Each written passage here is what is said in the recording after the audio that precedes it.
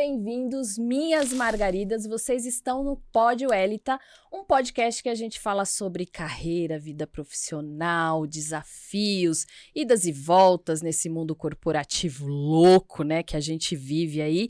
E antes de eu apresentar o meu convidado, que tem muita coisa legal pra gente falar, eu vou pedir para vocês se inscreverem no canal, apertar o sininho e dar muito like, gente. Dá like. Ah, e comenta também, tá? Por favor, porque aí o YouTube sabe que eu existo, né?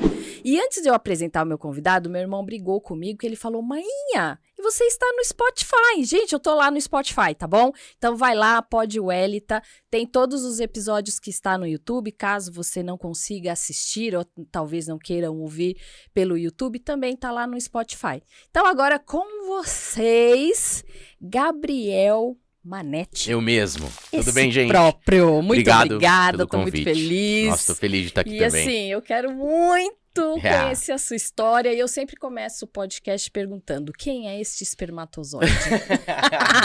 Gostei. Bom, esse espermatozoide é uma pessoa, acho que como a gente estava aqui na maior resenha a gente já antes, tava, né? Eu falei, vamos começar assim daqui a pouco. Eu sou o Gabriel, né? Na verdade, Gabriel é o nome artístico, né? Mas a família tipo chama Charles de Johnny. também. Charles é. Ai, né? Charles Caan, que é um grande amigo, aliás, um ele que abração pra indicou, ele. Charles, obrigado, ó, tá aqui, ó. Charles é um parceiraço, assim. Obrigada. Mas, assim, eu tô aqui como Gabriel Manetti, né? Eu sou um espermatozoide bem agitado, que gosta de falar. Se está aqui, né? Já ainda bem, né? Imagina o cara no podcast, tipo, cara, ser mó sucinto. Eu adoro conversar, Bom, eu sou formado em comunicação social, e sou uma pessoa que adora arte, e escolhi... eu tava falando antes também pra você que dissociar eu consigo associar a minha vida à minha carreira, eu não consigo diferenciar as duas, assim, elas estão juntas. Sou um cara alegre, positivo e... Você é de São Paulo? Eu moro em São Paulo, eu nasci em São Paulo, sou nascido e criado em São Paulo. Nasci em 83, faz 40 anos esse ano, 40 anos. Casado com a Lia, que é atriz. Ai, que linda.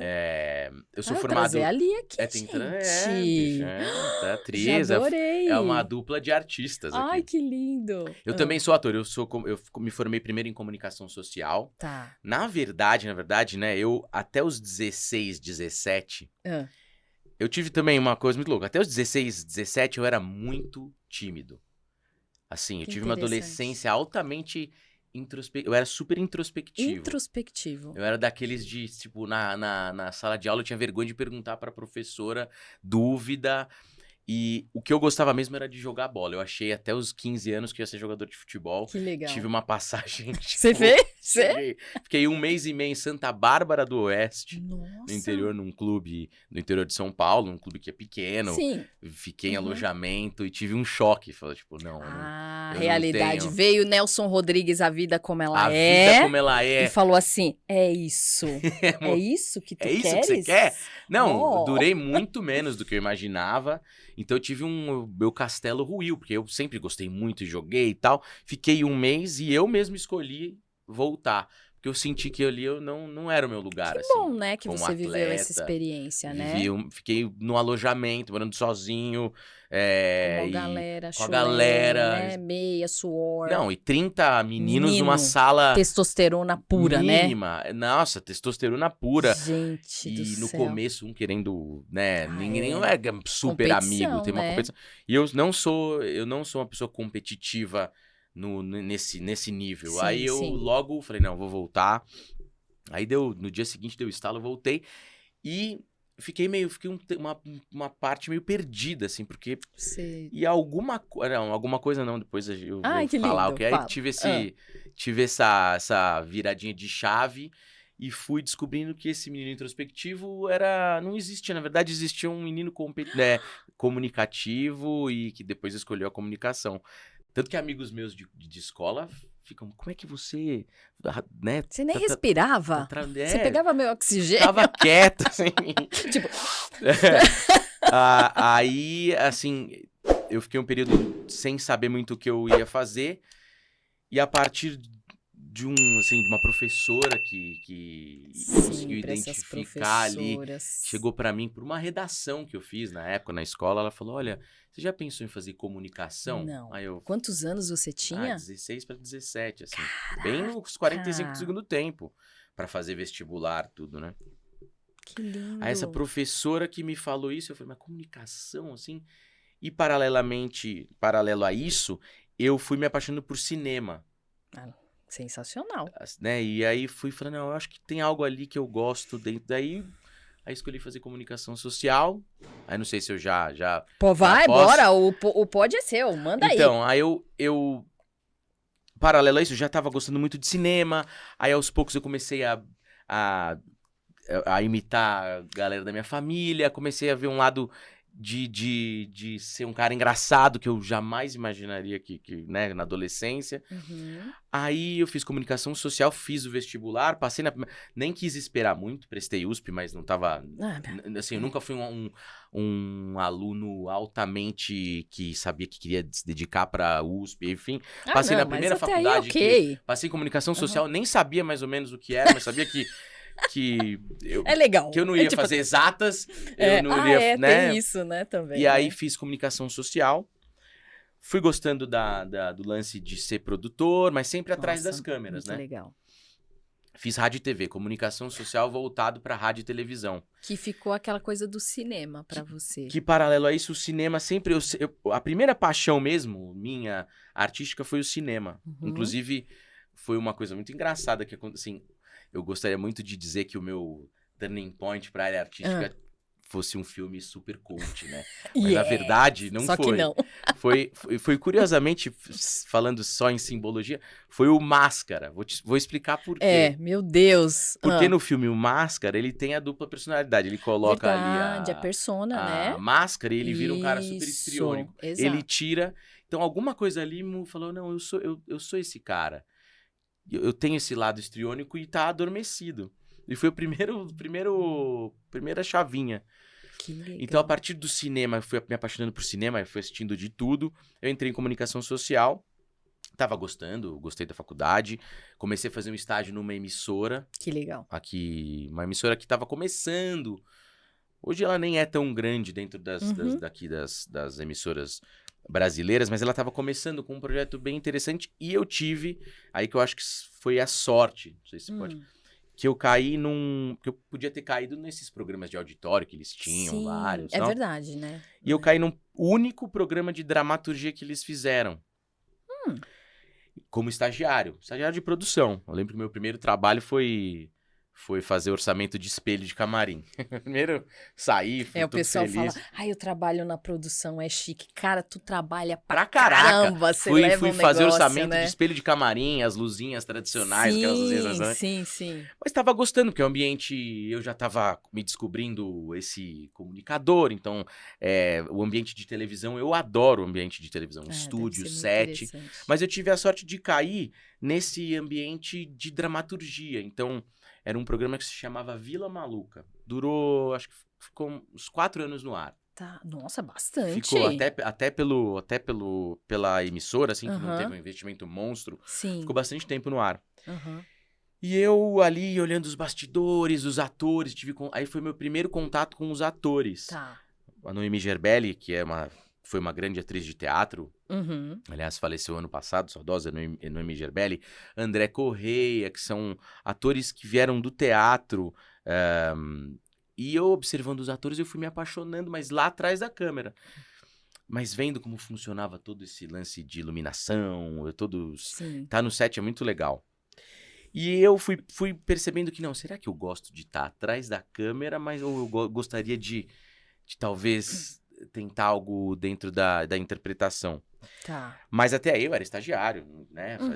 Eu levava roteiro para diretor, via camarim, lanche, horário com os atores. Mas sempre nos corredores, Mas isso é muito legal. Me descobria a comunicação, começava a imitar o diretor, E o diretor, que é o Cláudio Calau, que hoje mora no México, é diretor acho que da Televisa.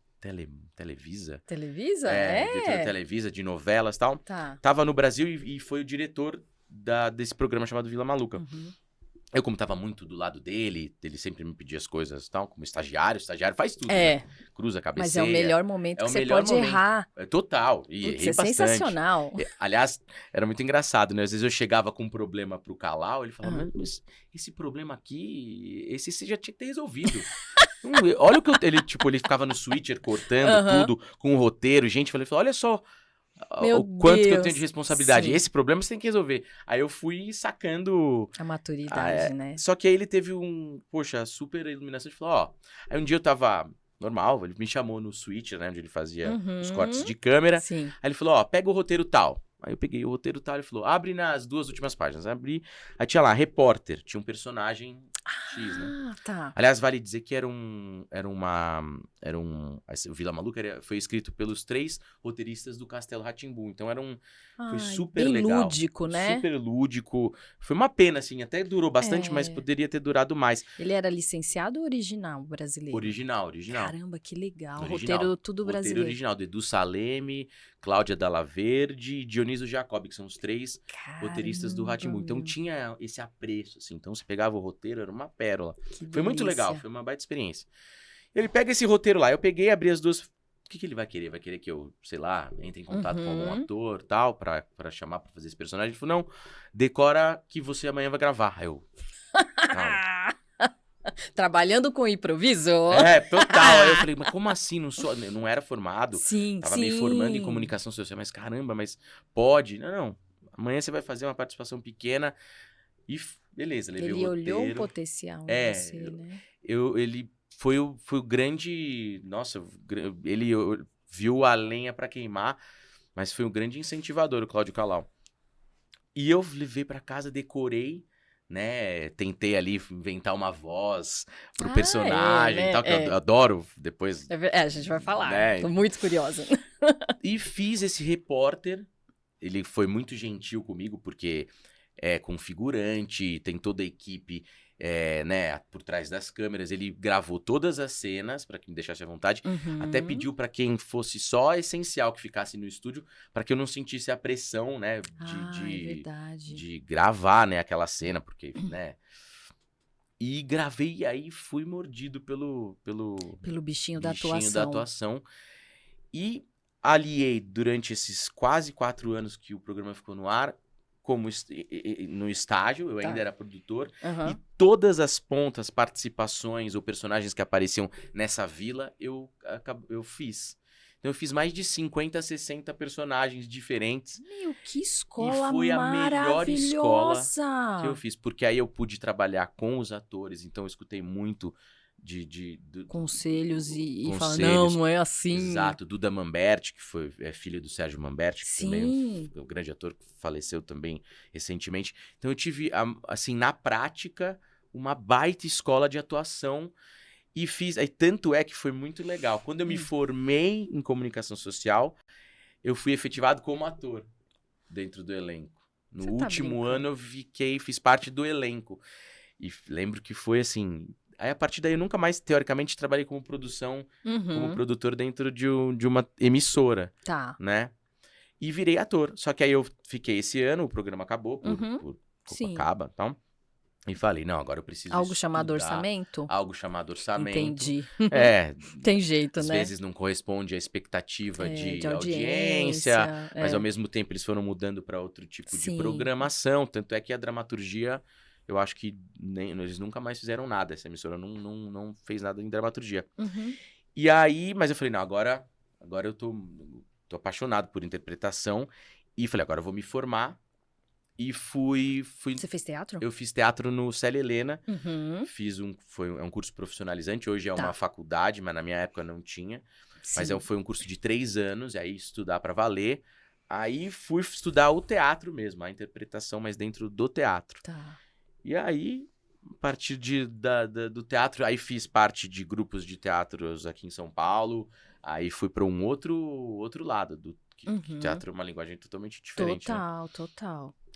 E aí, do teatro, aí eu acabei fazendo publicidade, fiz alguns outros trabalhos menores em televisão, mas sempre o que eu gostei muito foi do teatro.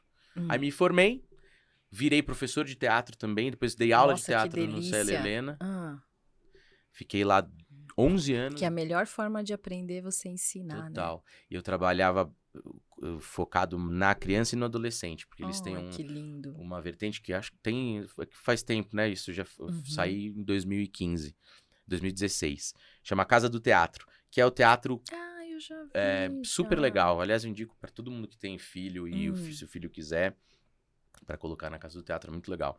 Fiquei 12 anos dando aula para criança e para adolescente de teatro, montando peça. Também descobri o ofício de ensinar, que é muito legal. Exatamente.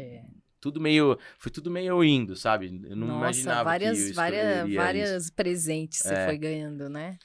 E aí, a partir daí, eu fui descobrindo que eu também gostava de escrever, porque você tem, sei lá, 20 crianças querendo fazer uma peça que tem 3 protagonistas. Como é que você tem que Meu Deus. administrar isso? Qual a dramaturgia que você tem que criar? Eu fui gostando, eu comecei a escrever as peças. Aí foi muito legal esse período também. Paralelo a isso, eu me formei em interpretação e comecei a fazer um curso de dublagem também, que é uma outra vertente para os atores, né? Fiz o curso e hoje são quase 14 anos dublando. Que delícia. E aí vivi nesse universo teatro, mágico, dublagem, dando aula. E conheci o Fábio Freire na Casa do Teatro, que era professor de música. Ah, tá. Que aí, Foi lá? graças a esse encontro, foi muito legal o encontro. Primeira vez que eu conheci o Fábio, eu cheguei, né, tava pra dar aula, ele tava tocando Beatles, pra variar, né? Tava tocando Love Me Do, eu sentei do lado dele, comecei a cantar, e eu entrei num tom diferente. Ele, opa, nossa, você canta? Tal, eu, não, putz, porque eu sempre gostei também de música, né? Eu sou de ouvido, né? E aí ele, pô, a gente começou a criar uma amizade super legal. E aí a gente montou o Beatles para Crianças, que também hoje viaja o Brasil todo há 10 anos. Esse ano, em outubro, faremos 10 anos de projeto, com 4 shows aí diferentes. E viajando o Brasil todo, todas as capitais. E agora, de 2020 para cá, que eu criei coragem e posso dizer que estou estudando para virar escritor. De 2020 pra cá? São 3 anos. Eu acabei se aventurando. me aventurando e, puxa, eu acho que Sua linha. A minha linha, que é escrever, assim, que no fim das contas, acho que todos os caminhos que eu percorri, a escrita tava permeando e no fim, se eu me perguntar, putz, o que você gosta mesmo, assim? Eu gosto de fazer tudo que eu falei que eu faço, eu gosto. Mas escrever é de longe o que me dá mais prazer. E aí, tive coragem, estudei bastante, sou um leitor visceral. E agora você tô falou lançando... que você, como é que é? Você é um nerd tardio? Eu sou um nerd tardio. Porque, Em que momento que deu o teu clique do nerd? Olha, eu vou ser bem sincero, vou fazer 40 anos esse ano, né? Eu acho que foi dos 30 em diante. Sério? Dos 30 em diante que... Pegou gosto? Que eu peguei gosto pela... Eu sempre gostei de ler, mas não nessa... De ir lá, de entender pesquisar, essa coisa realmente toda, tal. de ler de tudo e pesquisar todas as linguagens de todas as épocas. Porque tem isso, né? Hoje eu adoro ficar em casa. Eu tenho tempo livre, eu tenho lá meu escritorinho, minha mesa com pilha de livros e leio vários ao mesmo tempo e anoto e estudo e agora tô nessa aventura que é de ser autor. Deixa eu te perguntar, antes da gente falar das dublagens, que eu tô Claro. super curiosa, né? Temos aqui 5 livros, depois a gente vai falar desse daqui. É Zeca? Zeca. Esse aí... Zeca e o Mistério dos Irmãos Lumière. Chiquérrimo. Dá pra ver, gente? Dá, né? Então, conte um pouquinho. Essa é uma HQ, né? Uma história em quadrinho. Nem abri, viu, gente? Vou abrir. Ai, que lindo! É muito legal. Essa é também um xodó. A editora é a Novo Século, mas o selo é a Geektopia, que é um selo voltado para HQs, né? Eles têm... Bom, eles trabalham desde Marvel, Disney... Que legal! É uma editora... É um selo bem legal, bem interessante. E que foca bastante com autores brasileiros, assim. Eles têm a parte deles de autores gringos. O filho do Stephen King também é um dos autores o filho do Stephen King, grande escritor americano, Uhum. o filho dele é um grande escritor de histórias em quadrinho. E esse na verdade, essa é a minha primeira história. A primeira história que eu Esse aqui foi o sentei e primeiro. comecei, mas não é o primeiro livro editado. Tá. Mas foi a primeira história que eu sentei lá em 2017 e comecei a esboçar. Ai, que bonitinho. Como eu falei, eu sou apaixonado por cinema. O cinema foi quem me impulsionou, assim. Tanto é que logo nas primeiras. Cinema, que fofo. nas primeiras tirinhas, né? No começo dessa história, eu conto algo que aconteceu comigo mesmo. Tem um pouquinho de você. Total. Adolescente, eu tava em casa sozinho, né? Ele é o Zeca, né? É o Zeca. Aí depois eu vou contar por que é o Zeca. Tá bom. Eu tava sozinho em casa, acho que também com 15, 16 anos, foi nessa fase que eu realmente me apaixonei por cinema.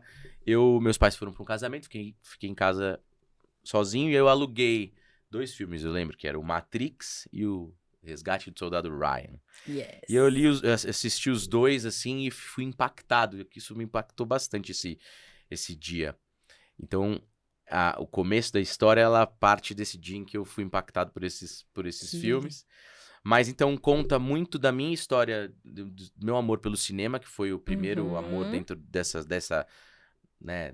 Eu gosto muito de teatro, gosto muito de literatura, gosto muito de música, trabalho com todas essas áreas, mas o cinema foi o que me impulsionou para querer trabalhar e ver que era possível trabalhar com arte, porque tudo que você escuta no começo tem certeza, mas você não quer uma carreira, você não quer uma carreira mais segura, não dos meus pais. Que legal, hein? Eu tive muita sorte de ter pais ainda, eles são meus... maravilhosos. Eu já fiz, sei lá, quantos shows em São Paulo aqui com o Beatles para crianças. Se deixar, eles vão em todos. Ai, que Tem que falar, não, mas vocês já foram ontem. São 2 cadeiras. Então, são duas cadeiras. Você tá entendendo? É que eu falo isso mesmo. Deixa a galera sentar no chão, fica tranquilo. Pior tá que tudo bem. Eu tenho que falar. Mas eles sempre me incentivaram. Mas vocês acabam escutando da sociedade em geral que não é uma carreira segura. O que eu posso dizer que... Acho que mas o que é seguro? Né? Então, eu acho que é um pouco relativo. Eu acho que vai muito da tua essência, o quanto você aguenta. Claro que você vai passar por períodos de insegurança, como qualquer carreira. E o quanto você quer e o quanto você ama. Mas esse livro, Zeca, fala muito desse meu amor pelo cinema, essa descoberta do cinema, o quanto ele influenciou a minha vida, mas conta uma história paralela também de um tio meu, que foi o irmão mais velho do meu pai, que faleceu cedo, com 21 anos, e que se chamava José Carlos. E o apelido dele era Zeca, então minha homenagem a esse tio que eu não conheci, mas que amava cinema também. Tá brincando. Ele, desde cedo, eu conto um pouco, né, na HQ, ele pegava os rolos lá no centro de São Paulo, porque existiam os estúdios da Metro em São Paulo, onde eram os cinemas, inclusive, alguns estão, infelizmente, abandonados. Ai, gente. No centro, era lindo. E tinha escritório da Metro, Golden Mile lá. E ele pegava os rolos. Meu avô morava no Ipiranga, eles moravam numa casa no Ipiranga, tinha um salão. Meu avô fez uma tela de cinema, ele conseguiu comprar uma câmera, um projetor. Sim. E ele fazia os cortes e ele fazia a projeção pra galera do bairro. Mini-cinema. Mini-cinema. Então, ele, desde filmes, ele colocava Hitchcock, mas colocava desenho. Porque ele pegava, não sei se ele alugava dos estúdios em São Paulo. Então, eu conto essa história, porque isso meu pai sempre conta desse tio, que com 20 anos faleceu muito cedo. Nossa. Então, eu conto a história desse Zeca, que é um tio que eu não conheci, paralelo a esse amor que eu tenho pelo cinema. E virou essa HQ... Zeca e o Mistério dos Irmãos Lumière, que eu também brinco com a história do início do cinema, dos Irmãos Lumière e tal. E é uma qualidade boa, né? É muito legal. Um negócio muito bem feito, né? A editora é muito... Olha só, muito legal. E a ilustração é do Gabriel Sozzi, tudo em família, que é meu primo. É um grande ilustrador, tá morando fora do país também. Olha que legal. Mas essa foi a minha primeira história, mas foi o terceiro livro que eu editei. O primeiro livro mesmo que saiu é esse aqui, o Chico e o Osso de Dinossauro. Que aí é uma história pra... Põe aí, Fá. História, né, pra crianças que ou estão aprendendo, já estão aprendendo a ler, ou para ser leitura guiada com o pai. O livro é bilíngue, a editora É isso que eu vi, muito legal. Dá para usar na escola. Esse livro... Aula de inglês. Esse livro a editora é a Editora Inverso, de Curitiba. Também agradeço muito a Editora Inverso, porque foi a primeira que acreditou que eu mandei no teu manuscrito trabalho. E que você, manda manuscrito Sim, para 10, 15, 20 editoras. Exatamente. Pouquíssimas respondem, as que respondem às vezes não estão... vamos conversar. Não é comercial, ninguém vai querer ver. Aí o pessoal acaba fazendo independente, né? Tem muita hoje gente cresceu que acaba muito fazendo isso. independente, Hoje né? Tem muito autor que vendeu muito livro que começou fazendo livro independente. Exatamente. Mas tá muito comum. Aí Nossa, esse é o adorei. primeiro livro, então conta também. Aí fala um pouco. O Chico gostava de dinossauro. Porque toda criança tem a fase, né? De dinossauro. Nossa, gente, o que acontece? Não sei porquê, mas é o que eu tento entender. Ser alguma coisa que a gente busca lá, né? Não Mas pode ser. a fase de dinossauro desse personagem não passou, ele cresceu e acabou transformando isso numa profissão depois. Olha, quase igual uma pessoa que eu tô falando. A gente encontra não um pouco da gente em cada livro. O seu subconsciente tá aqui, né? Total. De alguma forma, né? E esse livro tá bem legal, já tá na 2ª edição. Que legal. Nossa, Nossa, se eu fosse professora de inglês, com certeza eu usaria esse livro para os meus alunos. Ele fez parte de um projeto muito legal em Pelotas, de uma livraria que chama Livraria Vanguarda, que é uma livraria do sul do país. E, cara, nossa, isso daqui é muito up, né? Total. Muito, Principalmente mas muito foi um pouco up, né? inspirado, né? Foi. Nossa. E aí esse foi meu primeiro livro, foi o livro que lindo, gente. O meu xodó, e já tá na 2ª edição, a gente conseguiu vender. E foi o Gabriel também boas que fez. tiragens, o foi o Gabriel. Foi o quase sósia, tudo né? quase tudo é o sósia. Máfia. É uma máfia. Máfia dos É, Gabriéis. porque, né? É tipo máfia, Gabriel. Aí, pela mesma editora, como foi super legal trabalhar com eles. Trabalhar com essa editora, a gente conseguiu fazer as 2 edições, a gente conseguiu vender bem esse livro. A gente fez esse segundo, que é Socorro, Meu Irmão Virou um Monstro. Que é um pouco de que a gente falou.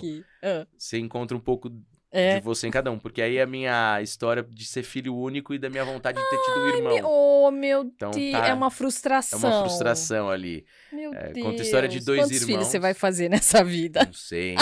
Olha, é um momento... eu tô conversando com a minha esposa sobre Exato, isso. Aí, se é 1, se é 2. né? Antes eu falava assim, como filho único, eu falava, não, eu quero ter pelo menos 2 filhos. Mas hoje eu já não sei. Hoje se eu tiver um, talvez então, tão difícil. Caro, tá né? caro. Então caro. conta a história de 2 irmãos, só que esse irmão, o mais velho, ele faz 13 anos. Então eu conto um pouco sobre essa transição da infância pra pré-adolescência. Então o irmão mais novo não consegue enxergar o irmão... ele enxerga o irmão como um monstro, mas é porque ele não consegue admitir que o irmão tá mudando. Que o irmão não tá dando muita bola pra ele mais. Sim. E que é a maneira desse irmão mais novo de tentar entender que o irmão tá crescendo. Só que até ele entender isso, ele vê o irmão como um monstro. Aqui, né? Olha que legal. Então fala um pouco sobre essa transição da infância pra... Esse daqui você fez adolescência. quando, Gabriel? Esse foi em 2021, eu acho. Foi na pandemia. Foi na pandemia. Né? Os 2 primeiros eu fiz na pandemia, Nossa, a maioria. Super frustração de querer fazer aquele lançamento nas livrarias e não fiz tudo online. Que é difícil, né? É muito, difícil. né? Sim. Mas depois, aí o terceiro livro, o Zeca, eu lancei. Aí eu consegui lançar. Lancei na Livraria da Tarde. O quarto é pela... Nossa, esse daqui esse já foi... tá vendo? Já tô conseguindo evoluir até no tamanho. Quantas páginas são esses? Espera aí que eu já mostro a capa. Umas 200 e pouco. Deixa eu ver. As Aventuras de Anne Kiki. Anne Kiki, Anne Kiki. Missão 1. Hashtag 1. Hashtag, tem que ser O curioso caso do herói esquecido. Esse aí pela editora Folhas de Relva também, muito legal. Muito bonitinho, esse livro tá tendo boas entradas em escola. É isso que eu ia falar, ele tem cara de aula de português, né? Eu li muito livro assim. Bom, na verdade... Eu, por enquanto... Eu ganhei, gente. É verdade. Vou ler todos. Eu gosto muito de escrever pra criança e pra adolescente, porque eu dentro da missão, dentro da literatura, eu quero plantar muita semente dos livros da literatura nessa etapa. Eu acho muito importante pra poder impulsionar, porque a partir, né... Quero que as crianças e os adolescentes tenham boas memórias com o livro, né? Que não vejam um livro como algo mediante a todas as telas, né? Sim. Que tenham momentos prazerosos e que isso marque para que depois vire um adulto que leia outros livros, né? Com outros autores. Do nada o cara não vai ler um Dostoiévski, de repente, né? Bom, mas eu gosto de ser essa ponte mesmo para que... quem sabe a partir daí seja essa semente. Surja, né, essa questão. Falou, e meu pai era aquele cara que, o senhor bugiganga, não, manda. Aí Deixa um dia ele chegou em casa com um monte de caixa de livro, tudo que era jeito. Meu filho, aquilo Caixa dali mágica, pra né? mim foi... Até tinha uns que eu não podia ver. Isso aqui você não pode ver! não! Normal, mas os que você pôde... Mas foi a partir disso que eu comecei a comer livro. E assim, até hoje eu sou a nerd, uma literalmente voraz, a nerd assim da família, graças a Deus já tem uns capítulos, sou coautora em alguns livros, mas se Deus quiser eu vou fazer o meu. É um caminho Agora demais. deixa eu te falar, que a gente isso daqui dá pra corte, hein? A gente tem aqui um lançamento, né? Tem um lançamento, Esse daqui você vai lançar em agosto. Esse eu vou lançar em agosto. Esse a editora Tá de Sol. O selo Tá de Sol, Tá de Lua, mas a editora é a Urutau. Uma editora muito legal aqui também de São Paulo. A Débora é a editora, uma parceirona. E se chama Emílio Sandokan, No Mundo das Águas. Esse livro... também a minha homenagem às histórias de pirata também, que eu... que legal. Eu sempre gostei. Mostra também mostra Gabriel Sozzi O Fada, mostra aqui pra mim só pra eu poder... Na ilustração. Aí, galera, esse daqui vai ser lançado, estamos em 2023. Boa. O lançamento vai ser em 1/8/2023. Sexta-feira, dia 4. Dia 4? Dia 4. 4 de agosto de 2023 vai ser o lançamento. Vai ser presencial? Vai ser presencial, vai ser na livraria Ponta de Lança. Ponta de Lança, São Santa Paulo? Cecília, São Santa Paulo. Cecília. A livraria é super legal, a livraria de bairro. Tá. Super bacana. E esse livro eu escrevi durante a pandemia. Então é uma homenagem às grandes histórias de pirata, né? Que aumentou também. Aumentou também. A próxima vai ser gigantesca. Esse livro também é muito legal, eu tenho bastante orgulho. Foi uma... Claro, eu gosto muito dos livros... É uma homenagem ao Emílio Salgari, que foi um autor italiano que escrevia sobre piratas. Então, o Emílio em homenagem ao Emílio Salgari, que foi o autor que eu me inspirei. E Sandokan é um personagem do Emílio Salgari, que era um pirata. Então, eu uni um pouco... O nome do autor com o nome do personagem, mas também dos clássicos, A Ilha do Tesouro do Stevenson, que também serviu de base, Moby Dick também. Que legal. Então foram todos, mas ele foi escrito bem no momento ápice da pandemia, que a gente ficou isolado, e então conta a história de uma tripulação que está isolada dentro de um barco, depois de um... Eu não falo se é o planeta Terra ou não, mas de um planeta que é tomado pela água. Sim. Então eles estão isolados dentro de um barco... Bom, cada um ajudando eu quero um outro. Filme disso. E eu quero um seria filme. Um sonho. Muito mas foi minha lindo. maneira de tentar processar, assim, tudo que estava rolando naquele período difícil. Punk. E por conta disso, né? É uma tripulação que está isolada num barco à procura de um porto seguro. Que era muito o que a gente estava vivendo. E o legal da arte é isso, né? Você poder, né, processar de uma maneira e virou um livro, e eu lanço em agosto. Tomara também tem o Caminho das Escolas. Se Deus quiser. E é isso aí. Quando você lançar, você avisa, que eu ponho lá no meu Instagram, a gente divulga aí. Vai ter um super bate-papo, aliás, não vai ser só um lançamento. O lançamento é uma coisa... Eu fico meio, apesar de ser um cara que gosta de farra, gosta de conversar com a galera, eu fico com vergonha ainda, né? Mas eu acho que é normal. a persona do autor ainda não assumi muito, mas eu fico com uma vergonha nesse lançamento, nos dois lançamentos. Você fica, né? Aí vai ter gente, aí vem, aí você não sabe falar, aí abraça, a pessoa compra o seu livro, mas você, né, parece que tá fazendo um favor, mas eu fico super com vergonha. Mas aí eu falei, puxa, mas eu queria fazer algo além só de um lançamento, da galera vem, se autografa, abraça. Então vai ter um bate-papo com outras 3 profissionais da área da literatura infantil e infanto-juvenil. Então vai ser super legal. Vai ser um bate-papo sobre literatura, literatura infantil, infanto-juvenil, literatura na infância e etc. Isso é muito conversar legal. sobre o processo. Vai ter uma professora, que é a Paula, a Tati Heder, que é uma diretora de teatro, que tem costume de adaptar livros infantis para peças de teatro, também mestrado em literatura infantil, e a Nina, que tem um Instagram de literatura também. Então vai ser um um bate-papo painel, né? super tipo legal. um painel, né, que você vai Legal, fazer. reunir galera bacana e, enfim, vai ser mais do que um lançamento só, né? Até pra quebrar esse lance de...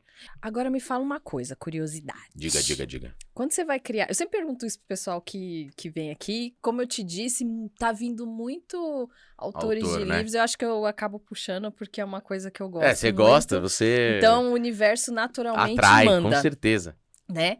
Quando você cria um personagem assim, você imagina esse personagem? Como é que você...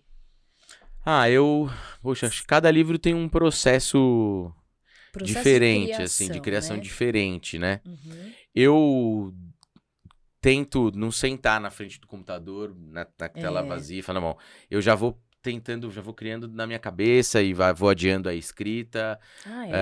Mas ou eu parto de um personagem ou eu parto de um enredo. Tá. Assim, Uhum. no caso desse, por exemplo, do livro do Emílio, parti de um enredo que eu tava vivendo. Eu falei, puxa, esse isolamento. Daí, a partir desse tema de isolamento, e eu tava lendo os livros de pirata, queria escrever alguma coisa, e foi uma coisa meio mágica. Vai aparecer o Emílio. É inspiração. Uma coisa meio mágica. Por exemplo, o Zeca teve uma coisa muito pessoal já. Uhum. Eu quis fazer uma HQ pra contar um pouco a história desse meu tio que eu não conheci e transformar a história dele de maneira lúdica, até pra... É tudo uma meio que terapia, parece, assim, Totalmente. sabe? Porque esse tio que gosta de cinema, que fatalmente seria um diretor, porque meu pai sempre contou que ele era absolutamente fascinado por cinema, iria ser um diretor fatalmente. Então foi uma maneira também de contar a história dele. Acho que cada processo é diferente, ou vai a partir do enredo, ou vai a partir de um personagem. O Chico, já comecei a criar o personagem. Você desenhou? Não, Você eu chegou não tenho pro Gabriel e falou. Eu isso que é a minha geralmente curiosidade, mando um briefing. Depende, por exemplo, se for a HQ é diferente. A HQ é uma bíblia assim, gigante, porque eu vou descrevendo a ação. E ele lê a ação e transforma nas tirinhas. É um trabalho bem difícil, assim. Nossa, que legal. Ele teve uma trabalheira, mas eu escrevo a ação, tipo, até meio que como corte, assim, de filme, assim, sabe? Quase que um storyboard escrito. Isso. E aí ele transforma no storyboard mesmo, desenhado. Uhum. Mas os outros personagens eu vou meio que... Ou eu mando a história completa e ele lê e ele, a partir do que ele imagina, ele me passa. Ou eu já passo tudo, assim, né? Eu gostaria que fosse isso, assim, e tal. Mas é assim, uma parte de ilustração, né? Uhum. Mas é isso, assim, parceria em relação ao Gabriel, ou ele lê e se inspira, ou eu dou o briefing, gostaria que ele fosse ruivo, magrinho, desse jeito, aí ele vai mandando os esboços e aí a gente vai decidindo sempre junto, assim. Você tá falando essas coisas, sabe por que eu te pergunto? Porque assim, pensando, eu queria ser atriz, né? Você tá brincando? É mesmo? Eu queria ser atriz. Então, só que lá atrás, no passado, ser atriz não era uma coisa muito legal. Como você diz, não só pelo dinheiro, mas uma questão, né? A sociedade. Ainda existe esse estigma, um pouquinho bem diferente do que era... Com certeza. Mais pra trás ainda era pior, né? Exato. E aí, quando eu falava pros meus pais, assim, que eu queria ser atriz, era uma tipo assim, mácula, imagina, né? nunca, jamais. Só que, só pra você ter uma ideia, tipo, minha mãe dava banho na gente 5h30, 5 horas da tarde, jantava, e aí meus irmãos iam assistir televisão e eu ia pro quintal pegar um pau e ficar cantando, né, ou apresentando alguma coisa num auditório, e eu tinha meu auditório na minha cabeça. Bom, eu também. E aí eu participava de tudo que era grêmio na escola, teatro, na faculdade.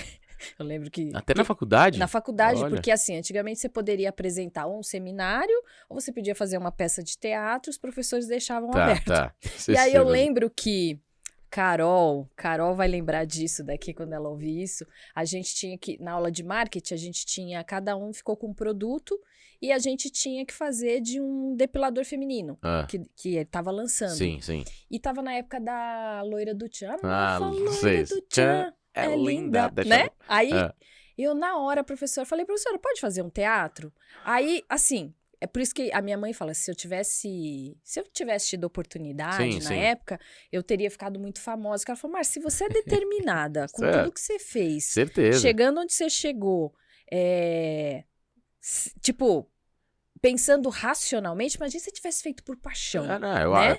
ia juntar... E nossa, cara. Aí eu lembro que eu fiz o roteiro, que hoje eu sei que é roteiro, que eu não sabia que era roteiro, e eu dava o personagem pra cada um do meu grupo, e eu falava assim, fulano é cicrano. Dirigiu, escreveu, produziu, atuou. E que nem a Carol, ela era bailarina, então o corpo dela era perfeito. E uma das coisas que a gente fazia, pô, você vai se depilar. Então ela entrava na sala... Tipo, tinha a cozinha, a gente adaptou tudo. Tinha a cozinha e tal, e ela falava, ela ia tomar banho, e ela tava com uma toalha, ela estava com coisas por baixo, viu, crianças? E ela entrava no banheiro e ela ficava, a loira do Tchan é linda. E aí ela colocava a perna e mostrava que tava se depilando. E na época a gente conseguiu contato com a empresa, eles mandaram kitzinhos pra gente e tal. E assim, eu sempre acabei fazendo isso. E uma das coisas que eu meio que me realizei foi quando eu comecei a dar aula em faculdade. Que legal, você também deu aula. Porque aí na sala... Você conseguiu... Eu conseguia. Expurgar essa sua coisa do público. Porque né? Você tá na frente dos alunos. 70 pessoas numa faculdade. E assim, pra mim, assim, tinha coisa que eu fazia que meus alunos davam risada, meio quase que uma aula stand-up, às vezes, né? Quando eu não ficava brava, que tem hora que eu ficava brava. E aí eles falavam, nossa, professor... Até alguns hoje falam, professor, eu lembro até hoje... Mas você poderia ser também fazer isso. Aquela coisa tal que você falou. Calma, né? Vamos por aí. Primeiro podcast. Né? Vai de fase de cada vez. Uma coisa de cada vez. E aí, eu lembro... E aí, você tá falando isso daqui, você falou vários nomes que eu conhecia porque eu gostava. Então, tipo... E não tinha internet, né? Não tinha nada. Então, era tipo assim, gostar de teatro, essa coisa da arte, do drama, de você estar na arena, de você impostar a voz, de você falar com quem tá na última cadeira. Sim. Porque, cara, é técnica. Né? Isso é técnica. Né? Então, assim, eu tinha, assim, você falando aqui, eu tô assim, nossa, que delícia, que gostoso, porque eu falo, nossa, isso é uma coisa que é muito legal. E aí eu falei, bem, como eu fui pro mundo... do mundo corporativo, mais racional, e é engraçado também, porque eu olhava, eu sempre, gente, eu tenho isso comigo, e eu falo, Márcia, quinta série não pode. Então, mas você consegue utilizar tudo, essa Márcia que... essa Márcia que tá aqui. Que tá dentro de você, você consegue levar pro mundo corporativo. Porque, tipo assim, mas pode, eu fico pensando que o mundo, eu como não sou da área do mundo corporativo... Não pode, é que eu faço. Não pode, né? Eu estaria perdido lá. Não, com certeza. Não, você esquece, eu estaria perdido. Você morreria. Porque só que eu tenho uma coisa, tipo assim, entre uma pessoa, ela vira esse desenho aqui na minha cabeça, você tá entendendo? Sim. Ela vira um personagem, cara. E tem hora que eu começo a imitar a pessoa, e a pessoa, tipo, a pessoa não sabe. Né? Eu lembro quando eu tinha 18, trabalhar numa corretora e consequente, né? E era 18, que dava risada o dia inteiro, que falava, eu olhava pra uma pessoa, parece tal fulano, e desenho, eu adoro desenho animado. E eu lembro que eu criava personagens, tipo assim, chegava um cara muito alto, não sei o quê, ele já era um desenho. Você já mapeava. Ele é de tornar, e até hoje eu faço isso, falo, nossa, fulano parece com cicrano. Aí eu tenho uma colega minha que ela fala, Márcia de Deus. Tá vendo? Então, essa Márcia tá aí. Ela tá. Ela e tá assim, aí. por isso que eu tô te perguntando, como que a gente faz o personagem? Eu acho que é inspiração. E eu acho que isso vai além do mundo dessa dimensão. Eu acho que você vai, sabe, além, assim, buscar alguma coisa. É muito engraçado, assim, eu tenho isso que você falou, esses insights eu tenho percebido muito na parte da escrita, quase como mágico, assim. Exato. De coisas que depois você se encontra nos livros, mas você não programou isso, ou de passagens, ou de enfrentar uma pandemia e isso virar um livro, enfim, isso é muito legal, essa coisa meio mágica, mas eu encontro muito na parte da escrita também, né? Mas, por exemplo, esse ano e ano passado, é muito louco isso. A gente veio da pandemia e eu tava também afastado do teatro. Também há bastante tempo. Porque eu comecei a entrar no mundo mais musical por causa do Beatles para crianças, da dublagem, escrevendo. E engraçado como são as coisas, né? Eu comecei, na minha primeira formação foi comunicação social, mas a comunicação social foi uma ponte para eu descobrir que, na verdade, eu gostaria de... E a interpretação, o lance de ser ator era tudo pra mim, assim. Conheci minha esposa há 13 anos, mas eu era assim, eu era o ator, eu queria fazer o teatro. Mas é engraçado como as coisas vão mudando. Sim. Mudando ou as outras vão sendo somadas, né? Com certeza. Mas eu fiquei muito tempo sem atuar, assim, achando que nunca mais ia atuar né, como ator, com texto. Mas a pandemia também foi um turning point para todo mundo, muito né? legal. Porque a gente recebeu um texto de uma amiga nossa, chamado Delírio A2, de um autor chamado Ionesco, do Teatro do Absurdo, um grande autor, mas era um texto inédito no Brasil, mas que falava de um casal preso dentro de um apartamento. Nossa! Enquanto o externo, não fica claro se está acontecendo uma pandemia, uma guerra, uma revolução. É uma incógnita. Ele deixa em Cada aberto. Um cria o teu, né? Mas os dois, o casal, o marido e a mulher, eles entram numa espiral de delírio. Você não sabe o que é verdade, o que não é. Até o externo invadiu o interno, o próprio apartamento. Quando a gente leu essa peça, é que essa coisa meio mágica, fazia muito sentido. Fazia muito sentido pelo que a gente estava vivendo durante a pandemia.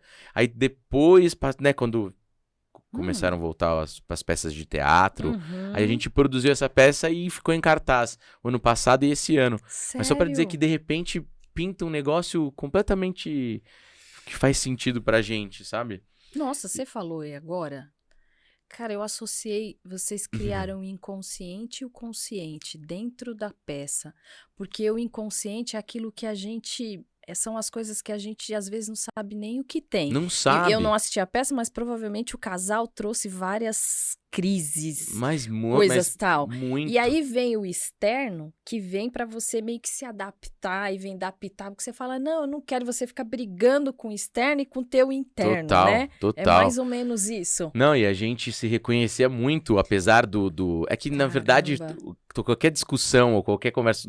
beira o absurdo, né? Quem é casal, tá casado ou vive... Então, mas beira o absurdo. É a nossa dualidade. E a peça fala muito sobre isso. E às vezes a gente...